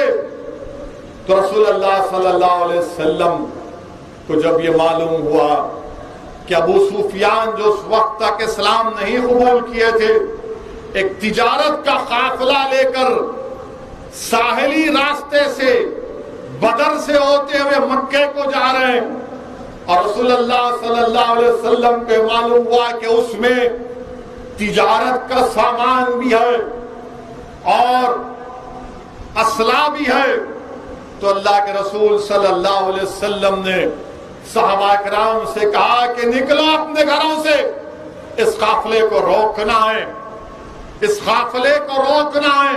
اگر یہ مکہ پہنچے گا تو ان کی اس اسلحوں سے ان کی طاقت میں اضافہ ہوگا۔ رسول اللہ صلی اللہ علیہ وسلم کے حکم پر صحابہ کرام اپنے اپنے گھروں سے نکلتے ہیں، اپنے اپنے گھروں سے روانہ ہوتے ہیں۔ تو رسول اللہ صلی اللہ علیہ وسلم اپنے جاسوسوں کو اس قافلے کی آمد و رفت کو جاننے کے لیے بھیجاتے ہیں۔ اللہ کے رسول صلی اللہ علیہ وسلم دعا کرتے ہیں، یا اللہ یہ میرے صحابہ بے پیادہ ہیں، ان کو سواری کا انتظام کر دے، ان کے جسم پر کپڑے نہیں ہیں، ان کو کپڑے دے دے، یہ بھوکے ہیں، ان کو رزق دے دے۔ اور صحابہ کرام کے ساتھ رسول اللہ صلی اللہ علیہ وسلم جب نکلتے ہیں تو ایک مقام پر ابو سفیان کو اونٹ کی مینگنیاں نظر آئیں، انہوں نے مینگنیوں کو توڑ کر دیکھا تو اس میں گٹلیاں نکلی۔ ابو سفیان سمجھ گئے کہ مدینے کے کھجور کی گٹلیاں ہیں، انہوں نے فوراً ایک تیز سوار پر ایک آدمی کو بٹھایا جس کا نام زمزم غفاری۔ زمزم غفاری سے کہا کہ جا مکے کو اور مشرکان مکہ کو کہنا کہ محمد صلی اللہ علیہ وسلم مدینے سے نکل چکے ہیں۔ تو زمزم غفاری ایک تیز سواری کے ساتھ بیٹھ کر نکلتا ہے مکے کی طرف۔ تو عالم روحانیت میں رسول اللہ صلی اللہ علیہ وسلم کی پھوپھی حضرت عاتیقہ ایک خواب دیکھتی ہیں، اور خواب کیا دیکھتی ہیں کہ ایک اونٹ پر سوار آدمی آ رہا ہے مکے میں اور پکار کر کہہ رہا ہے، اے مشرکاؤ تیار ہو جاؤ، تمہارے خاتمے کا وقت آ چکا ہے۔ حضرت عاتیقہ حضرت عباس کو اپنے بھائی کو یہ خواب بتاتی ہیں۔ حضرت عباس ابو جہل کو بولتے ہیں تو ابو جہل غرور اور تکبر میں ڈوب کر بولتا ہے کہ عباس کیا اب تمہاری عورتیں بھی نبوت کا دعویٰ شروع کر دیے؟ اگر 3 دن کے اندر یہ خواب پورا نہیں ہوا تو میں پورے عرب میں بنو ہاشم کو دروغہ قرار دوں گا۔ تو زمزم غفاری تیسرے دن مکے کو پہنچتا ہے، اور اس زمانے میں خطرے کا سگنل یہ تھا کہ اگر کوئی خطرے کی نیوز دیتا تو اپنے اونٹ کے ناک اور کان کو کاٹ دیتا اور کہتا کہ دیکھو خطرے کی گھڑی ہے۔ عبداللہ محدث دہلوی اپنی کتاب مدارج النبوہ کے دوسرے جلد میں لکھتے ہیں کہ زمزم غفاری نے بھی خواب دیکھ لیا تھا کہ مکے میں لوگ آ کر کہہ رہے ہیں کہ تم تباہ و برباد ہونے والے ہو۔ ابو جہل جب یہ دیکھتا ہے تو سب سے کہتا ہے کہ چلو تیاری کرو، اب محمد صلی اللہ علیہ وسلم سے مقابلہ کرنا ہے، سوائے ابو لہب کے۔ مگر ابو سفیان جو اس وقت تک اسلام نہیں قبول کیے تھے وہ ساحلی راستے سے نکل کر مکے کی طرف روانہ ہو جاتے ہیں اور پیغام بھی جاتے ہیں ابو جہل کو کہ مت نکلو، رسول اللہ صلی اللہ علیہ وسلم سے جنگ مت کرو، میں قافلہ لے کر نکل چکا ہوں۔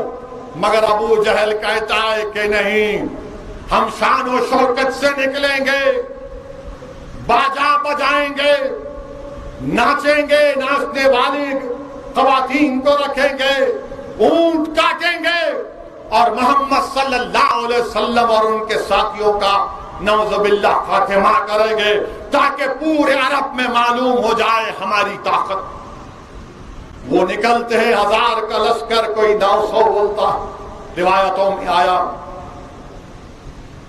لشکر لے کر ابو جہل کے ساتھ تمام اکرما نکلتا ہے، سب نکلتے ہیں اور رسول اللہ صلی اللہ علیہ وسلم مقام صفرا کے پاس رکتے ہیں اور صحابہ کرام سے کہتے ہیں کہ حضرت جبرائیل علیہ السلام نے مجھے آ کر اطلاع دی ہے کہ کفاران مکہ مقابلے کے لیے نکلے، اگر ہم مقابلہ کریں گے تو اللہ ہم کو غالب کرے گا۔ رسول اللہ صلی اللہ علیہ وسلم مشورہ کرتے ہیں، صدیق اکبر کہتے ہیں یا رسول اللہ ہم آپ کے حکم کے منتظر ہیں۔ فاروق اعظم کہتے ہیں یا رسول اللہ آپ کا حکم ہمارے لیے آخری حرف ہے۔ حضرت مقداد کھڑے ہوتے ہیں اور کہتے ہیں یا رسول اللہ جو اللہ نے آپ سے کہا وہ آپ کر جائیے، ہم قوم موسیٰ کی طرح نہیں ہیں جنہوں نے کہا تھا کہ موسیٰ آپ اور آپ کا خدا جا کر لڑے۔ سعد بن معاذ انصار سے کھڑے ہو کر کہتے ہیں یا رسول اللہ اگر آپ ہم کو سمندر میں کودنے کے لیے کہیں گے تو ہم کود جائیں گے۔ اللہ کے رسول صلی اللہ علیہ وسلم ان کے لیے دعائیں کرتے ہیں، ان کے جذبے جوش سے جہاد اور شہادت کو سلام اور ان کو دعا کرتے ہیں، اور رسول اللہ صلی اللہ علیہ وسلم بدر کے اس مقام کی نشاندہی کرتے ہیں، اس کی جگہ کا انتخاب کرتے ہیں، اور رسول اللہ صلی اللہ علیہ وسلم کے ساتھ کون؟ 313 میں 2 گھوڑے، مشرکان مکہ کے پاس 200 گھوڑے، 70 اونٹ، ان کے پاس روز 10 اونٹ کاٹ کر کھا رہے تھے، تلواریں صرف 2 تھیں، اور وہاں پر سب کے پاس تلوار ذرہ سب کے پاس تھا۔ اللہ کے رسول صلی اللہ علیہ وسلم رات کے اندھیرے میں ٹہل کر کہتے یہاں ابو جہل مارا جائے گا، یہاں عتبہ مارا جائے گا، یہاں فلاں مارا جائے گا۔ اللہ کے رسول صلی اللہ علیہ وسلم کے لیے رات میں ایک عریش بنائی جاتی، اس زمانے میں کھجور کی ٹہنیوں سے ایک جگہ بنائی گئی تاکہ اللہ کے رسول صلی اللہ علیہ وسلم اس میں آرام فرمائے۔ رسول اللہ صلی اللہ علیہ وسلم رات بھر اللہ کی بارگاہ میں سجدے میں دعا کر رہے، یا حیو یا قیوم، یا اللہ یہ مٹھی بھر لوگ اگر کل ختم ہو جائیں گے تو صبح قیامت تک تیرا نام لینے والا نہیں رہے گا، یا اللہ تو کل ہم کو غالب کر دے۔ حدیث شریف میں آیا کہ رسول اللہ صلی اللہ علیہ وسلم کے کھندے مبارک سے چادر گر جاتی ہے، صدیق اکبر جا کر اللہ کے رسول صلی اللہ علیہ وسلم کو لپیٹتے ہیں اور فرماتے ہیں رسول اللہ اللہ آپ کو غالب کرے گا، اللہ آپ کو ہی غالب کرے گا۔ رسول اللہ صلی اللہ علیہ وسلم رات بھر دعا فرماتے، جب صبح ہوئی تو اللہ کے رسول صلی اللہ علیہ وسلم نے جہاد پر ایک مختصر سا خطبہ کیا اور پھر اللہ کے رسول صلی اللہ علیہ وسلم نے مسلمانوں کی فوج کی صف بندی کی جب صف بندی کر رہے تھے تو عمیر بن ابی وقاص ایک 14 سال کے لڑکے تھے. رسول اللہ صلی اللہ علیہ وسلم نے کہا کہ تم 14 سال کے ہو, تم ہٹ جاؤ. انہوں نے کہا رسول اللہ میرا بھائی سعد بن ابی وقاص 16 سال کے ہیں, میں ان سے طاقتور ہوں, آپ کشتی کرائیے ہم لوگوں کی. کشتی ہوتی ہے تو چھوٹا بھائی بڑے بھائی سے کان میں کہتا ہے کہ بڑے بھائی رحمت للعالمین نے تم کو جہاد میں شرکت کر لی, مجھے اس سے محروم ہونے مت دو, تم یہ کشتی ہار جاؤ. بڑا بھائی چت ہو جاتا ہے. اللہ کے رسول صلی اللہ علیہ وسلم مسکراتے ہیں, ان کے لیے دعائیں کرتے ہیں. مسلمانوں کی فوج کی صف بندی ہو رہی, آقا کے ہاتھ میں تبر کی چھڑی ہے اور رسول اللہ صلی اللہ علیہ وسلم تبر کی چھڑی سے حضرت سواد انصاری کے پیٹ پر ہلکی سی ضرب مارتے ہیں, ہلکی سی ضرب مارتے ہیں. تو حضرت سواد انصاری پکار کر کہتے ہیں یا رسول اللہ آپ نے بیجا مجھے مارا, مجھے اس کا بدلہ دیجیے. اللہ کے رسول صلی اللہ علیہ وسلم کہتے ہیں اے سواد آ جا, اپنا بدلہ لے لے. حضرت سواد دوڑتے ہیں, کیا منظر ہوگا. اللہ کے رسول صلی اللہ علیہ وسلم سے سواد لپیٹ جاتے ہیں, سیدھے مبارک کو بوسہ دیتے ہیں. رسول اللہ صلی اللہ علیہ وسلم پوچھتے سواد یہ کیا کر رہا ہے. حضرت سواد کہتے ہیں یا رسول اللہ زندگی کا آخری وقت ہے, موت میرے سامنے ہے, میں اپنے زندگی کے آخری لمحوں میں اپنے جسم کو آپ کے جسم سے مس کر رہا ہوں. یہ جذبہ تھا میرے عزیز دوستوں اور بزرگوں. امیہ بن خلف نام یاد رکھو, جس نے حضرت بلال کو تکلیفیں دی تھیں. جنگ شروع ہوتی ہے, 313 کا لشکر ہے, ساری انسانیت کی تاریخ کو جواب دیا جا رہا ہے کہ دیکھو ہم اللہ کی قدرت پر بھروسہ کرتے ہیں, ہم طاقت اور قوت پر نہیں, ہم اللہ کی قدرت پر بھروسہ کرتے ہیں.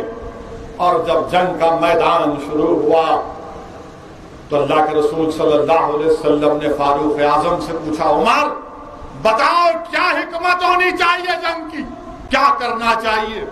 تو فاروق اعظم نے کہا یا رسول اللہ ان مشرکین میں میرا ماموں ہے, میرا رشتہ دار ہے, وہ میں دیکھ لوں گا. جس کا رشتہ دار ہے وہ اس کو دیکھ لے. آپ سوچئے فاروق اعظم کے سامنے ماموں آئے ختم, ابو عبیدہ بن جراح کے سامنے باپ آئے. علماء نے لکھا کہ ابو عبیدہ بن جراح یہ دیکھ رہے تھے کہ محمد کا دین یا میرا باپ میں کس کو بچاؤں گا. تو ابو عبیدہ بن جراح نے کہا کہ باپ محمد کے دین پر قربان. باپ کا کام تمام. مصعب بن عمر کے بھائی آئے, سگے بھائی, بچپنے میں ساتھ تھے, مگر کہا نہیں میں رسول اللہ صلی اللہ علیہ وسلم کا غلام. میرے عزیز دوستوں اور بزرگوں, اللہ سبحانہ و تعالیٰ نے امام عبداللہ محدث دہلوی اپنی کتاب رحمت اللہ علیہ مدارج النبوہ میں لکھتے ہیں کہ اللہ کی مدد کا نزول ہونا شروع ہوا. سورہ انفال جا کر پڑھیے, میں بھی علماء کے پیروں کے پاس سن کر یہ کہہ رہا ہوں. سورہ انفال کی آیت نمبر 44 میں مشرکین کے قافلے کو, لشکر کو اللہ نے مسلمانوں کو کم دکھایا اور مسلمانوں کو کفاروں کو کم دکھایا. علماء کرام نے لکھا تاکہ ہمارے دل میں ان کا خوف پیدا نہ ہو اور ان کے دل میں یہ بات ان کو معلوم ہو جائے یہ کم ہے, یہ پورے کے پورے اندر آ جائے.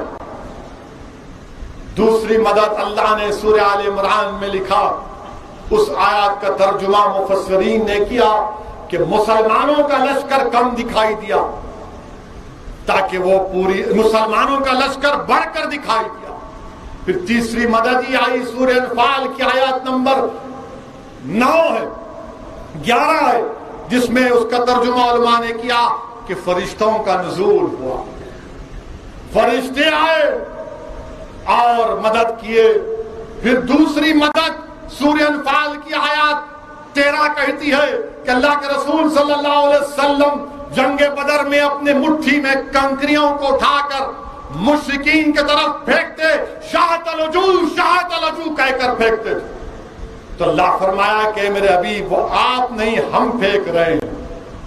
ایک اور مدد، جس جگہ پر مسلمان ٹھہرے تھے تمام پانی کے کنووں پر مشرکین اور کفار نے قبضہ کر لیا تھا، تو اللہ نے بارش کو نازل فرمایا، اللہ نے بارش کو نازل فرمایا۔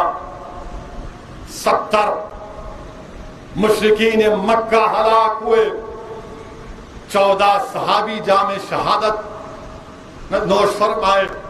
اور جنگ بدر کے واقعات میں یہ بھی آیا کہ افرا کے 2 بیٹے تھے معاذ اور موس، یہ دونوں لڑکے تاک میں تھے کہ ابو جہل کہاں ہے، ابو جہل کہاں ہے، پوچھتے تھے ابو جہل کہاں ہے، کسی نے کہا یہ ابو جہل ہے، تو معاذ اور موس دوڑے، معاذ نے تلوار سے ابو جہل کی پنڈلی پر مارا، تو موس نے بھی ایک وار کیا، تو ابو جہل کے بیٹے جو اس وقت تک اسلام قبول نہیں کیے تھے، حضرت معاذ کے کھندے پر تلوار ماری، تو حضرت معاذ کا کھندا کٹ گیا، ابو جہل زمین پر گر گیا۔ اور دونوں نے جا کر اللہ کے رسول صلی اللہ علیہ وسلم سے کہا یا رسول اللہ صلی اللہ علیہ وسلم، میں نے ابو جہل کا خاتمہ کر دیا۔ تو بھائی دوسرے بھائی نے کہا کہ میں نے کیا۔ رحمت اللہ علیہ صلی اللہ علیہ وسلم نے دونوں کی تلواریں دیکھی اور کہا کہ تم دونوں نے ابو جہل کو وار کیا۔ حضرت معاذ کا جو کھندا لٹک رہا تھا، شیخ عبداللہ محدث دہلوی اپنی کتاب میں قاضی ایاز کو کوٹ کر کے لکھتے کہ اللہ کے رسول صلی اللہ علیہ وسلم نے اپنا لاب دہن حضرت معاذ کے کھندے پر لگا کر اس ہاتھ کو جوڑ دیا، وہ جڑ گیا، اور حضرت معاذ حضرت عثمان ذو النورین کی خلافت تک زندہ تھی۔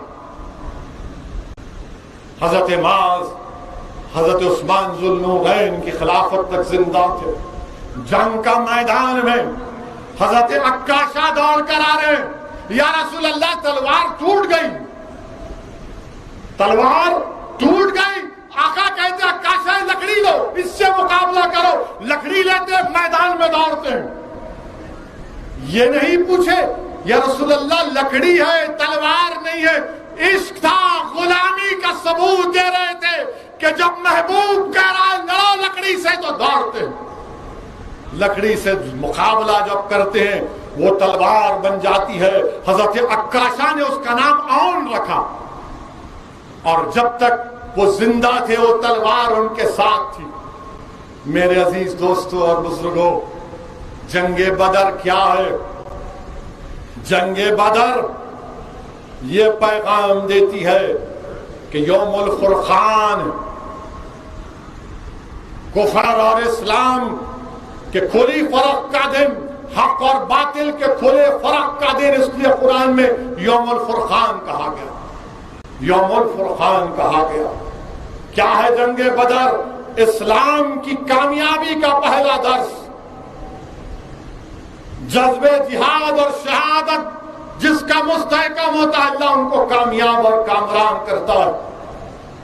جنگ بدر تم کو ہم کو آواز اور پیغام دے رہا ہے کہ طاقت اور قوت کی ضرورت نہیں ہے، اگر تم اپنا تن من دھن پورے اخلاص کے ساتھ اللہ کی بارگاہ میں قربان کرنے کے لیے تیار ہو تو اللہ فرشتوں سے تمہاری مدد کرے گا، اللہ ہماری فرشتوں سے مدد کرے گا۔ یاد رکھو مسلمانوں، علماء کرام نے لکھا کہ جب تک ہمارا جذبہ شہادت زندہ تھا عزت کے تاج ہمارے سروں پر رکھے جاتے تھے، جب سے جذبہ شہادت کمزور پڑ گیا ذلیل اور رسوائی ہمارا مقدر بن گیا۔ ایک زمانہ تھا ہمارے پاس بہترین ریاضدان تھے، یعنی بہترین میتھمیٹیشین تھے، ہم دنیا کو حساب سکھاتے تھے، ہمارا جذبہ شہادت کمزور ہوا، محبت کم ہوئی، تو آج دنیا ہمارا حساب کر رہی۔ ہمارے پاس بہترین طبیب تھے، ڈاکٹر تھے، ہم دنیا کا علاج کرتے تھے بیماریوں کا، مگر جب سے ہم نے اپنے منصب کو بھلا دیا، دنیا ہمارا علاج کر رہی ہے۔ ہم قیمتی کپڑے پہنتے تھے، آج ہمارے غریبوں کو کسی کے اترے ہوئے کپڑے پہننا پڑ رہا ہے۔ جب قرآن میں اللہ نے بہترین قوم قرار دیا تو پھر یہ ذلت کیوں، یہ نقصان کیوں، یہ رسوائی کیوں؟ ہم نے اپنے منصب کو بھلا دیا، اپنے منصب کو بھلا دیا ہم نے۔ میرے عزیز دوستوں اور بزرگوں، جنگ ختم ہوئی، کفاران مکہ گرفتار ہوئے، اللہ کے رسول صلی اللہ علیہ وسلم جب کفاران مکہ کو گرفتار کیے تو اس میں 2 صحابی رسول بھی آئے۔ جنگ شروع ہونے سے پہلے ایک کا نام حضرت حذیفہ بن یمان، وہ اور ایک اور صحابی رسول تھے۔ جب جنگ میں آ رہے تھے تو ابو جہل پوچھا کہاں جا رہے؟ بولے ہم جا رہے ہیں سب۔ بولے جنگ کرنے جا رہے، محمد صلی اللہ علیہ وسلم کے پاس جا رہے؟ بولے نہیں جا رہے، نہیں جا رہے، وہاں پہ وعدہ کرے۔ بولے ہاں وعدہ کرو۔ اللہ کے رسول صلی اللہ علیہ وسلم کے پاس آئے، رحمت اللہ علیہ صلی اللہ علیہ وسلم نے پوچھا ابو جہل ملا راستے میں؟ بولے ملا یا رسول اللہ صلی اللہ علیہ وسلم۔ کیا کہا آپ نے؟ وہ روک رہا تھا، ہم سے پوچھا وعدہ کرو کہ تم جنگ میں نہیں آؤ گے۔ تم نے کہا نہیں آئیں گے، ہم آگے آپ کے پاس، ہم جنگ لڑیں گے۔ کیا کہا رحمت اللہ علیہ صلی اللہ علیہ وسلم نے؟ جب تم نے ابو جہل کو وعدہ کیا تم جنگ میں شرکت نہیں کر سکتے۔ وہ صحابی رسول بولے یا رسول اللہ وہ کافر ہے، وہ کافر کو وعدہ کیے۔ بولے مگر وعدہ کرنے والا تو مسلمان ہے، وعدہ کرنے والا تو مسلمان ہے۔ وہ صحابی جنگ میں نہیں۔ یاد رکھو جب کسی سے وعدہ کرتے ہو نا، اور میں اپنے آپ سے مخاطب ہوں سب سے پہلے، کیونکہ سیاستدان کی ایک بڑی ذمہ داری ہمارے کندھوں پر ہے۔ بار بار ہم کو یاد رکھنا ہے کہ جب وعدہ کرے عوام سے تو پورا کرنا پڑے گا پیارے۔ یہ وعدہ جنگ بدر میں اللہ کے رسول نے کہا کہ وہ کافر ہو سکتا ہے مگر تم تو مسلمان۔ پھر جنگ بدر میں حضرت عثمان ذو النورین شرکت نہیں کیے۔ کیوں نہیں کیے؟ رسول اللہ صلی اللہ علیہ وسلم کی صاحبزادی شہزادی بیمار تھی، آقا نے فرمایا ان کی تیمارداری کرو۔ اب یہاں پر موجودہ دور میں اگر کسی دوست سے پوچھیں گے پاشا آج حلیم کھانے دیر سے آیا یا نہیں آیا، بولیں گے میاں بیوی بیمار تھی، تو دوست بولے گا جورو کا غلام ہو گیا۔ تو دوسرے دن بولے گا نہیں بیوی بیمار ہے تو کیا میں تو جاؤں گا حلیم کھانے۔ مگر ذوالنورین حضرت عثمان جن کو دیکھ کر فرشتے شرما جاتے تھے، آقا نے کہا آپ کی بیوی رسول اللہ صلی اللہ علیہ وسلم کی شہزادی بیمار ہے، ان کے ساتھ رہو۔ سمجھو اپنی بیویوں کا خیال رکھو۔ جب بیوی بیمار ہوتی ہے اس کی خدمت کرنا غلامی نہیں ہے جورو کی، وہ عثمان غنی کی سنت ہے، رسول اللہ صلی اللہ علیہ وسلم کا حکم ہے، یاد رکھو۔ جب قیدیوں کو گرفتار کر لیا گیا، مدینے کو لایا گیا، رات میں رسول اللہ صلی اللہ علیہ وسلم آ گئے، آ کر صحابہ کرام سے پوچھے کیا ہو رہا ہے؟ تو بولے حضرت بلال نے کہا کہ کس کے قیدیوں کو رکھ دیے۔ رسول اللہ صلی اللہ علیہ وسلم سے حضرت بلال نے پوچھا یا صحابی نے پوچھا یا رسول اللہ آپ آرام نہیں فرمائے؟ رسول اللہ علیہ وسلم نے فرمایا میں کیسے سوتا ہوں؟ تم نے اتنی سخت رسی بن گئی کہ ان کی تکلیف سے مجھے تکلیف ہو رہی ہے، ان کی قیدیوں کی رسیوں کو ڈھیلا کر دو، ان قیدیوں کی رسیوں کو ڈھیلا کر دو، ڈھیلا کر دو۔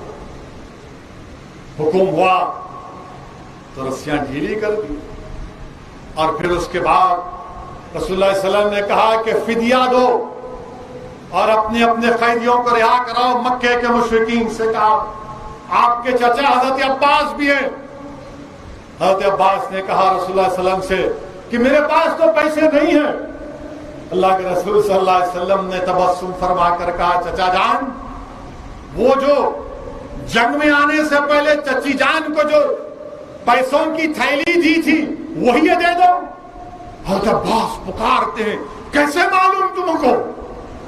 تم مدینے میں ہے، میں مکے میں تھیلی دیتا ہوں۔ تو پکار کر کہتے ہیں کہ تم اللہ کے سچے نبی ہو، تم کو علم غیب آتا ہے۔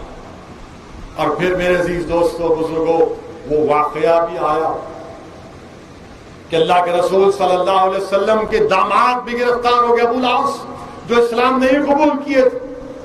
وہ اپنی زوجہ کو حضرت زینب شہزادی رسول صلی اللہ علیہ وسلم کو پیغام بھیجائے کہ فدیہ ادا کرو، تو انہوں نے ایک ہار اپنا بھیجایا۔ جب وہ ہار اللہ کے رسول صلی اللہ علیہ وسلم اپنے ہاتھ میں دیکھا، حدیث شریف میں آیا کہ رسول اللہ صلی اللہ علیہ وسلم پر رقت طاری ہو گئی، رقت، آنکھ سے آنسو نکل گئے، اور فرمایا کہ کیا کوئی یہ ہار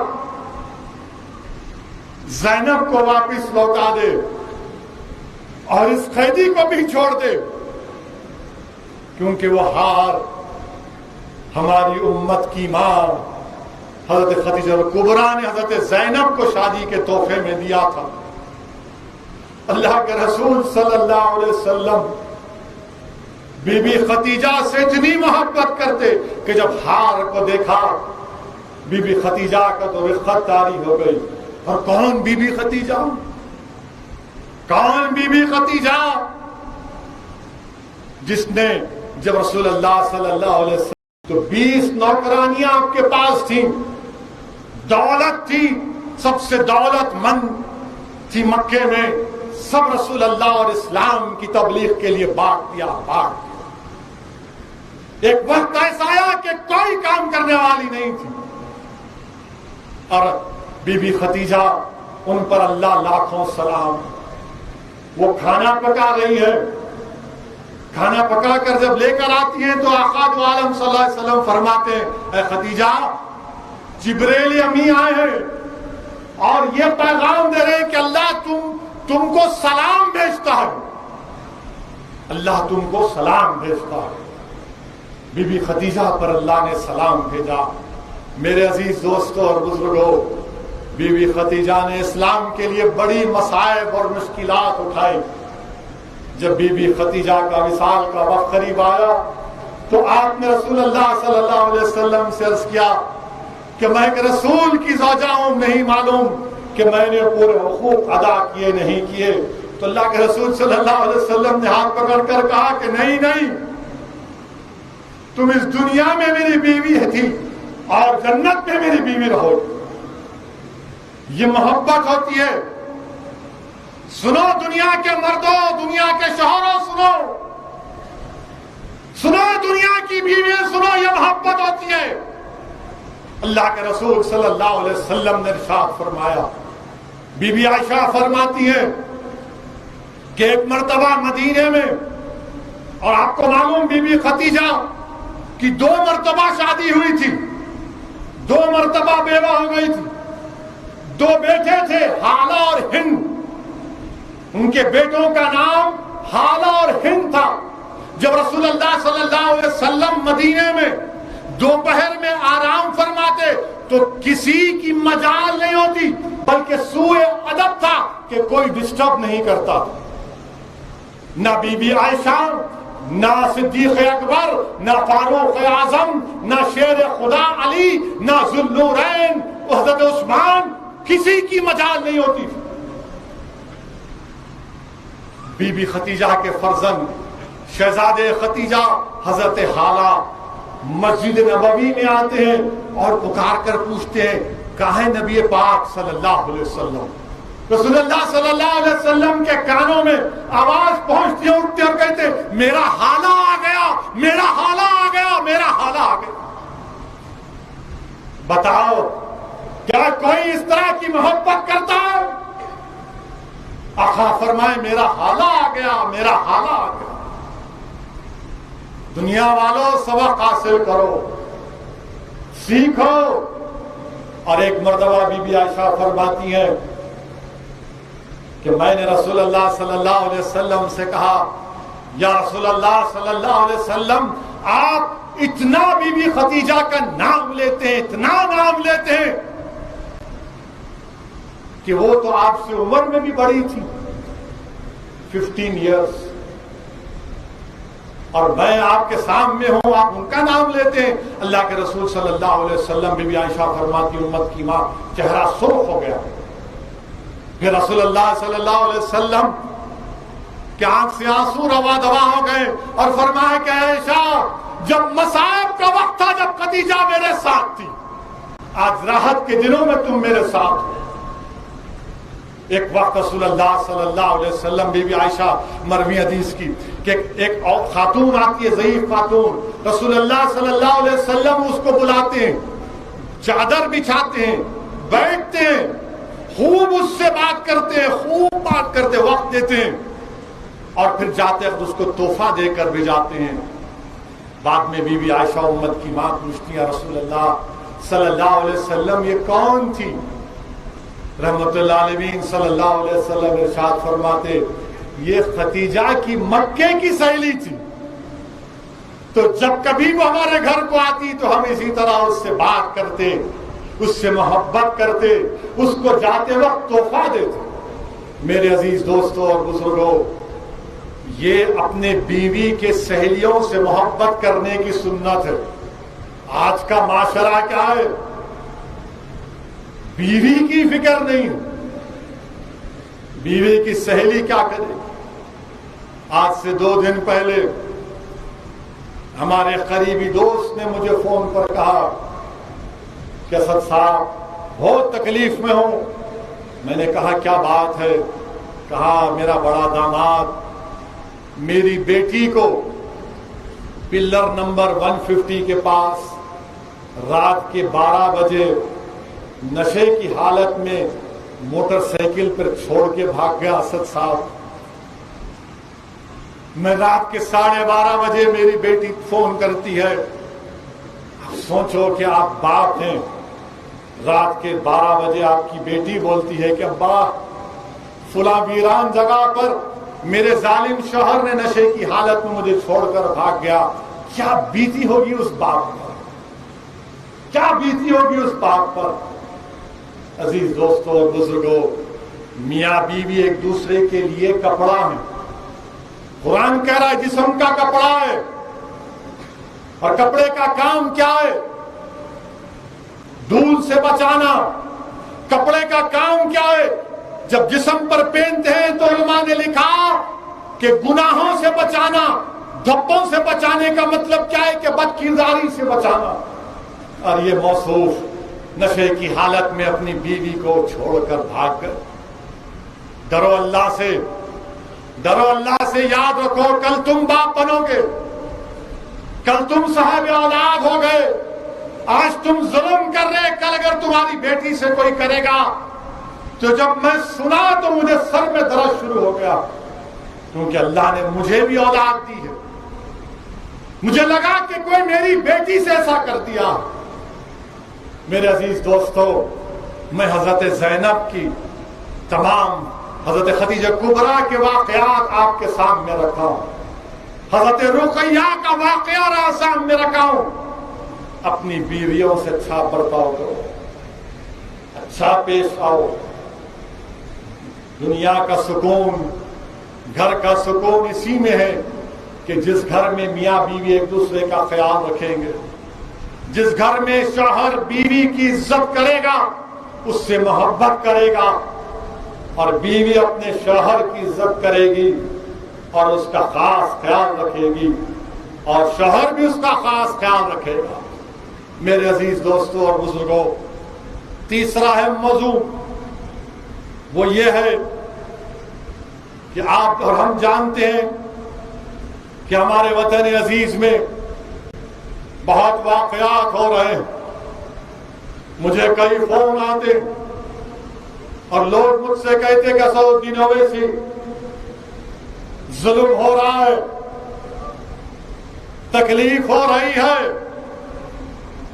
اسد الدین اویسی گھروں کو توڑ دیا جا رہا ہے،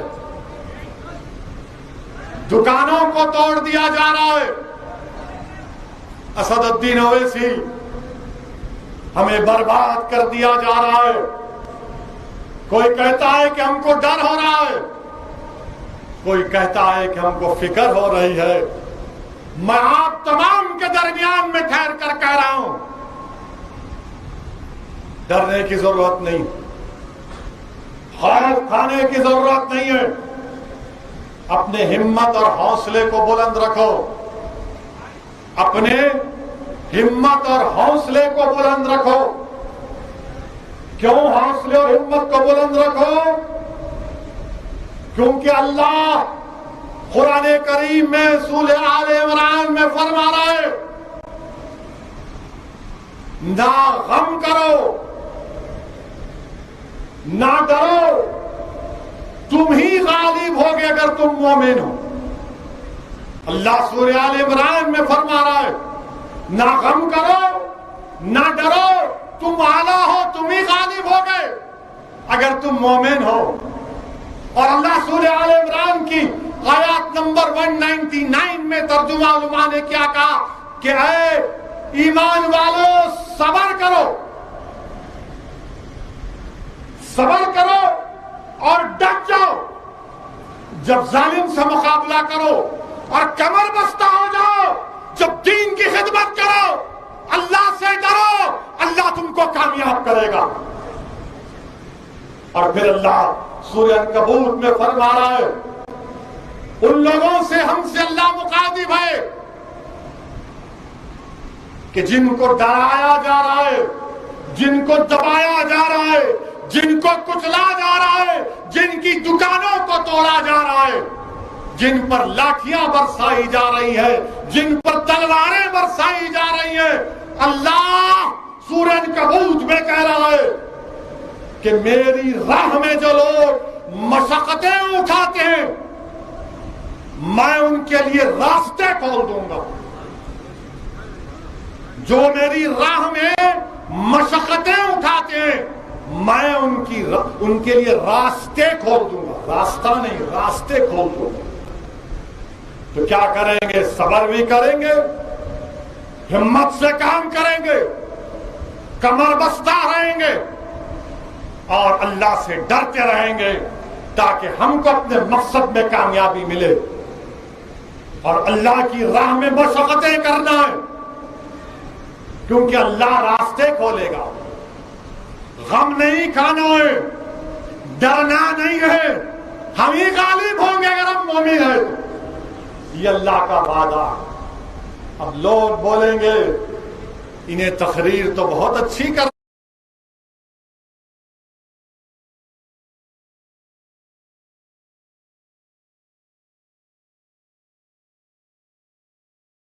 ہے، بھڑکاؤ بھاشن دے دیا ہوں، بلکہ میں تو اسمائل کر کے بول رہا ہوں۔ سمجھنے والے سمجھ گئے ہوں گے، اور شاید یہ جملہ بھی ہو سکتا ہے یا نہیں بھی ہو سکتا ہے، سمجھنے والے سمجھ گئے ہوں گے، عقل مند کو اشارہ کافی ہے۔ مگر آپ کو بتانا چاہ رہا ہوں، بیٹھ جاؤ بھائی، بیٹھ جاؤ، ہاٹ ٹاپک پہ آ گئے نا ابھی۔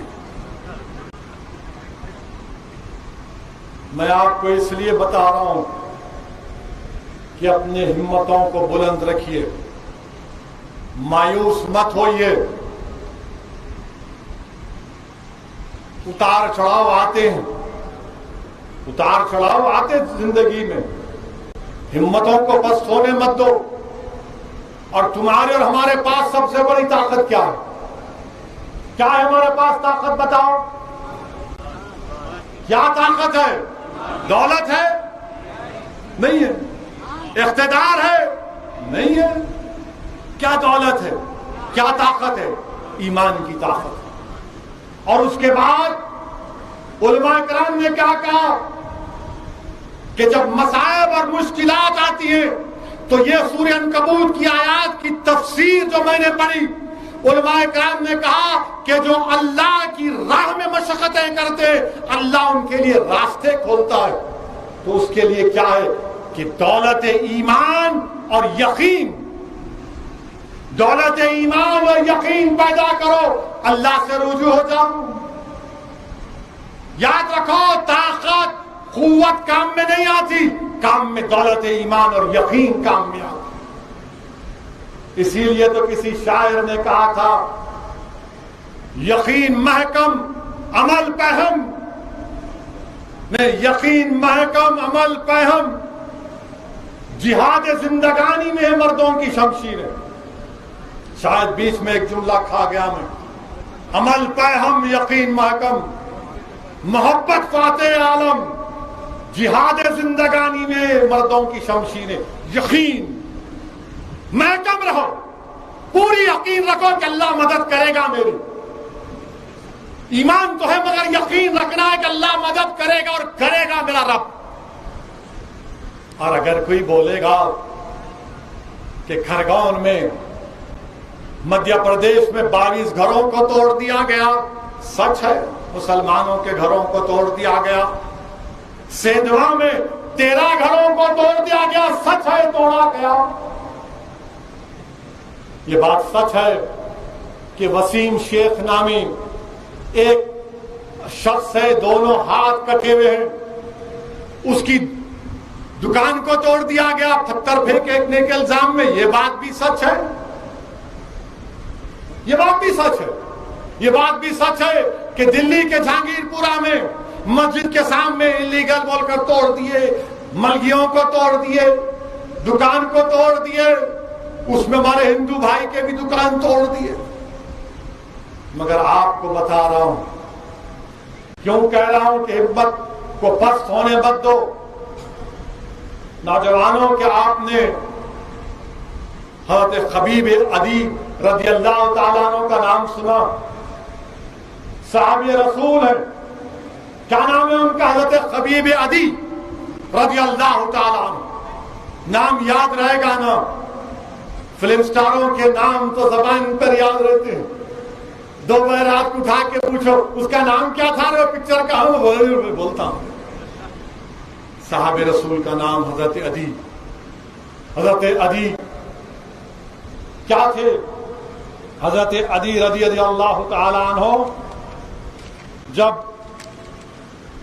حضرت خبیب بن عدی، معاف کرنا، ان کو مشرکین نے گرفتار کر لیا مکہ میں، ایک باندھی کے گھر میں رکھ دیا، مادوی نام، مہوی نام تھا اس نے بعد میں اسلام قبول کیا کہ بولے ان کو رکھو، حضرت خبیب بن عدی کو۔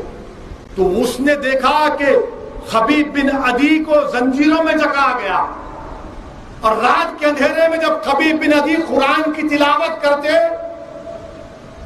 تو مشرکین کے مکہ کی عورتیں نکل کر آ کر اس قرآن کی تلاوت کو سن کر رونا شروع کر دیتی۔ اس خاتون، نیک بخت خاتون نے دیکھا، جھانک کر دیکھا کہ مکے میں قیدی ہیں، زنجیروں میں جکڑے گئے ہیں، اور اللہ وہ کیا دیکھتی ہے کہ حضرت خبیب بن عدی انگور کھا رہے ہیں۔ وہ پریشان ہو گئی کہ مکے میں انگور، جہاں پر زراعت نہیں، کچھ نہیں، تو معلوم ہوا اللہ ان کو انگور کھلا رہا ہے۔ وہ حضرت خبیب بن عدی کے پاس گئی اور کہا کہ میں آپ کی کچھ مدد کر سکتی ہوں؟ تو انہوں نے فرمایا کہ نہیں، تم صرف اتنا کرو، مجھے تھوڑا میٹھا پانی پلا دو، اور جب یہ لوگ مجھے مارنے آئیں گے نا تو مجھے بتا دینا جب میرا قتل کرنے آئیں گے، اور تیسرا جب بتوں پر اگر کوئی گوشت قربان کیا جاتا ہے تو گوشت مجھے مت کھلانا۔ اس نے کہا کہ ٹھیک ہے۔ پھر بعد میں آ کر کہا کیونکہ وہ 4 مبارک مہینے تھے، ذی الحجہ کے، ذی قعدہ کے، محرم کے، جب کسی کو مارا نہیں جاتا تھا، وہ 4 مہینے ختم ہوئے۔ اس نیک بخت خاتون نے آ کر کہا کہ خبیب بن عدی اب تم کو مارا جائے گا، تم کو سولی پر لٹکایا جائے گا، مکے کے آگے جہاں تنیم ایک جگہ ہے وہاں پر تم کو سولی پر چڑھایا جائے گا۔ وہ اطمینان سے رہتے ہیں، مسکراتے ہیں، پیشانی پر کوئی پریشانی کے آثار نمودار نہیں ہوتے۔ ان کو رسیوں سے، زنجیروں سے جگڑ کر لے کر جاتے ہیں، راستے میں حضرت خبیب کو خوب مارتے ہیں، خوب مارتے ہیں۔ اس زمانے میں عرب میں روایت نہیں تھی کہ کسی قیدی کو مارا جائے، خیر ان کو مارتے ہیں، ان کو مار کر تختے پر چلاتے ہیں۔ تو پوچھتے بتاؤ تمہاری کوئی خواہش ہے خبیب؟ کہتے ہاں خواہش تو نہیں ہے مگر صرف 2 رکعت نماز پڑھنا چاہتا ہوں، 2 رکعت نماز پڑھنا چاہتا ہوں۔ بولے پڑھ لو۔ 2 رکعت نفل نماز پڑھے، جلدی پڑھ لیے، اور اس کے بعد ان ظالموں سے، مشرکین سے مخاطب ہو کر کہا کہ میں زیادہ دیر تک نماز پڑھ سکتا تھا مگر نہیں پڑھا، اس لیے کہ تم یہ سمجھو گے کہ میں موت سے ڈر گیا، میں موت سے ڈر گیا۔ اس کے بعد حضرت خبیب بن عدی نے اشعار پڑھے۔ میں جب یہ پورا مضمون پڑھا میرے رونگٹے کھڑے ہو گئے۔ حضرت خبیب نے اشعار عربی میں پڑھے، اس کا ترجمہ یہ ہے، سنیے۔ حضرت خبیب نے تخت دار پر کھڑے ہو کر کہا لوگ جوک در جوک میرے گھر جمع ہو رہے ہیں، بڑے بڑے گروہ میرے قتل کا تماشا دیکھنے کھڑے ہیں، یہ تمام لوگ مجھ سے عداوت نکال رہے ہیں اور جوش میں بھپڑے ہوئے ہیں۔ میں اس قتل میں دست و پاستہ کھڑا ہوں، قبائل اپنی عورتوں اور بچوں کو میرے قتل کا تماشا دکھانے لائے ہیں، مجھ سے کہتے ہیں کہ اسلام چھوڑ دینے سے تیری جان بچ سکتی ہے، لیکن دین چھوڑنے سے مر جانا بہتر ہے۔ میری آنکھیں نمناک ہیں لیکن میں صبر کروں گا اور دشمن کے سامنے نہ جھکوں گا، کیونکہ میں وصل حق سے شاد کام ہونے والا ہوں۔ موت کا مجھے ڈر نہیں ہے، ڈر ہے تو جہنم کے شعلے بار خون چوسنے والی آگ سے۔ یہ صحابی رسول ہیں جن کے تعلق سے رحمت العالمین نے فرمایا کہ میرے صحابی آسمان میں ستاروں کے مانند ہیں، جو کوئی ان کی پیروی کرا وہ جنت میں چلا جائے گا۔ حضرت خبیب بن عدی کہہ رہے ہیں ڈر ہے تو جہنم کے شعلے بار خون چوسنے والی آگ کا۔ عرش اعلیٰ کے مالک نے مجھ سے خدمت لی ہے اور مجھے صبر و ضبط ہدایت فرمائی۔ دین حق کے دشمنوں نے یہ تکلیف اپنی بیان کر رہے ہیں کہ دین حق کے دشمنوں نے مار مار کر میرے گوشت کا بھرتا بنا دیا ہے۔ میں اپنی غریب الوطنی اور بے کسی کی فریاد اپنے خالق سے کرتا ہوں۔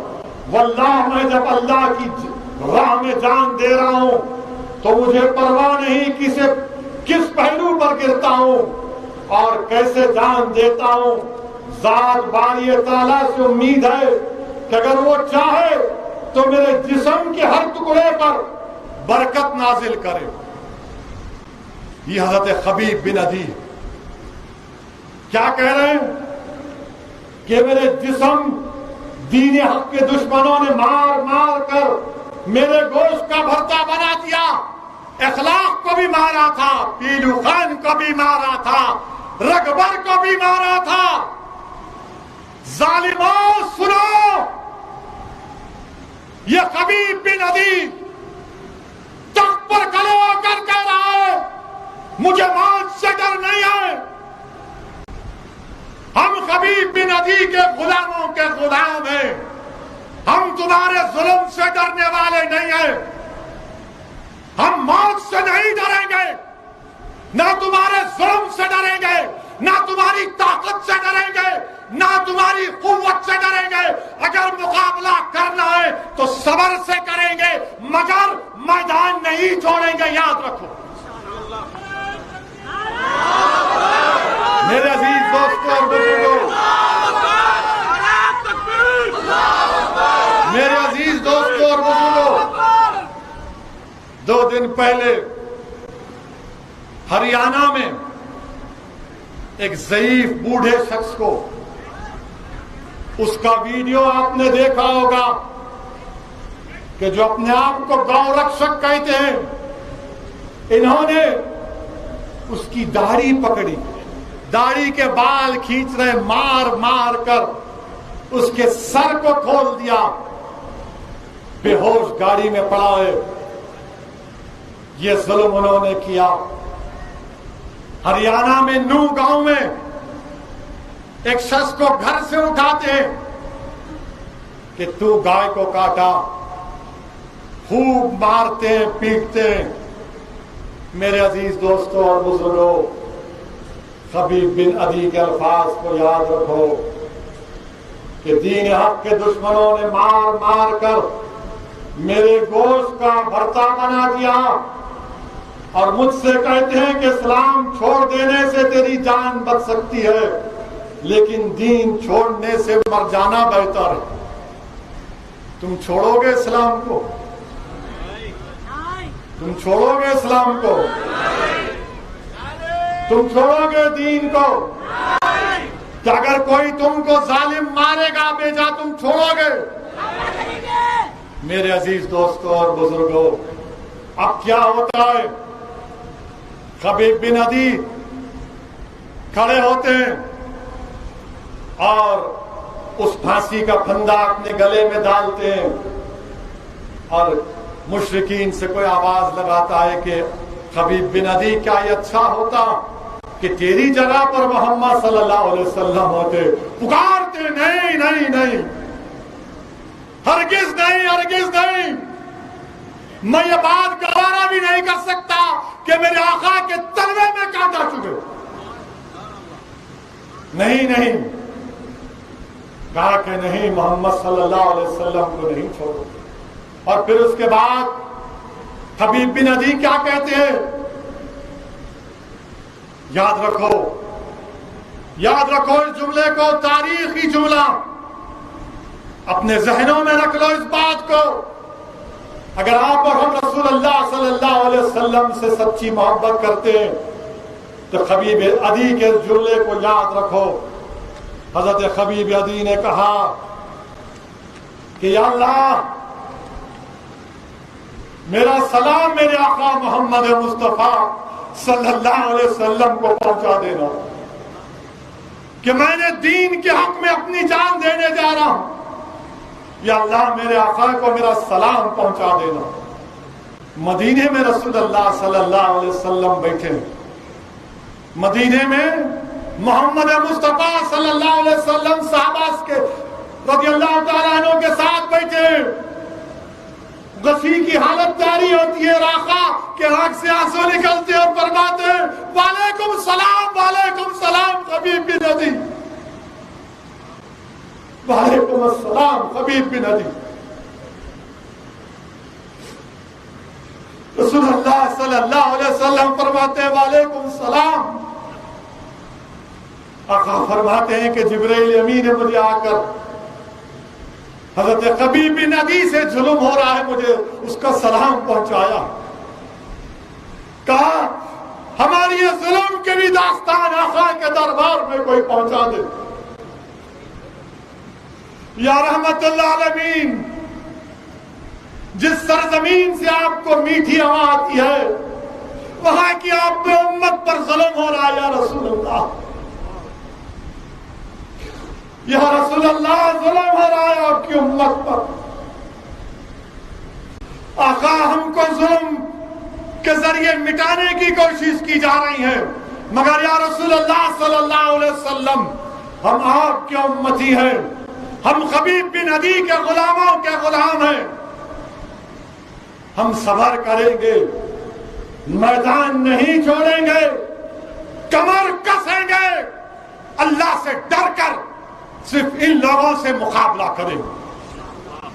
میرے عزیز دوستوں اور بزرگوں، خبیب بن عدی کو جب پھانسی دے دی گئی تو خبیب بن عدی نے اپنے چہرے کو قبلے کی طرف کر لیا، اپنے چہرے کو۔ تو مشرکین مکہ نے کہا پلٹاؤ اس کے چہرے کو، پلٹاؤ اس کے چہرے کو قبلے سے۔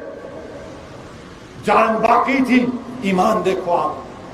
اور خبیب بن عدی نے کہا، قرآن کی آیات پڑھی کہ جدھر بھی دیکھو اللہ ہی اللہ ہے۔ پریشان ہو گئے اور پھر ان کا چہرہ قبلے کی طرف ہو گیا، موڑتے پھر قبلہ قبلے کی طرف، چہرہ پھر قبلے کی طرف۔ اور اس کے بعد نیزے لے کر مارتے تھے خبیب بن عدی کو، پھانسی پر ہیں تلوار سے مارتے تھے۔ اور اس کے بعد خبیب بن عدی نے ان کو بددعا دی اور کہا یا اللہ ان کو تباہ برباد کر دے، ان کو نیست و نابود کر دے۔ یہ مجھے سزا اس لیے دے رہے ہیں کہ میں نے تیرے دین کا ماننے والا ہوں، میں نے تیری وحدانیت کا اقرار کیا، میں نے تیرے رسول کے پیغام کو عام کیا، یا اللہ ان کو برباد کر دے۔ تو جو مشرکین وہاں پر تھے زمین کے بل لیٹ گئے، کان میں انگلیاں رکھ لیے۔ حضرت خبیب بن عدی آخر میں ایک کسی ظالم نے ایک برچہ پھینک کر اپنے سینے میں پھینکا اور خبیب بن عدی کی روح پر واس کر گئے۔ اللہ کے رسول صلی اللہ علیہ وسلم نے صحابہ سے کہا یہاں پر ہے کوئی جو خبیب بن عدی کی لاش کو لائے، یہاں پر ہے کوئی جو خبیب بن عدی کی لاش کو لائے۔ تو زبیر بن عوام کھڑے ہوئے، بولے یا رسول اللہ میں جاؤں گا۔ اور ایک صحابی رسول کھڑے ہوئے، رسول اللہ صلی اللہ علیہ وسلم جاؤ میں اجازت دیتا ہوں۔ گئے، 40 دن ہو گئے تھے، 40 دن ہو گئے تھے پھانسی اور یہ تمام ظلم کر کے۔ جب مقتل گاہ کو گئے تو ایسا لگ رہا تھا کہ خبیب بن عدی ابھی انتقال ہوا، ابھی شہید ہوئے، خون بہ رہا، ابھی خون بہ رہا۔ ان کی لاش کو نکالے اور جب لے کر نکلے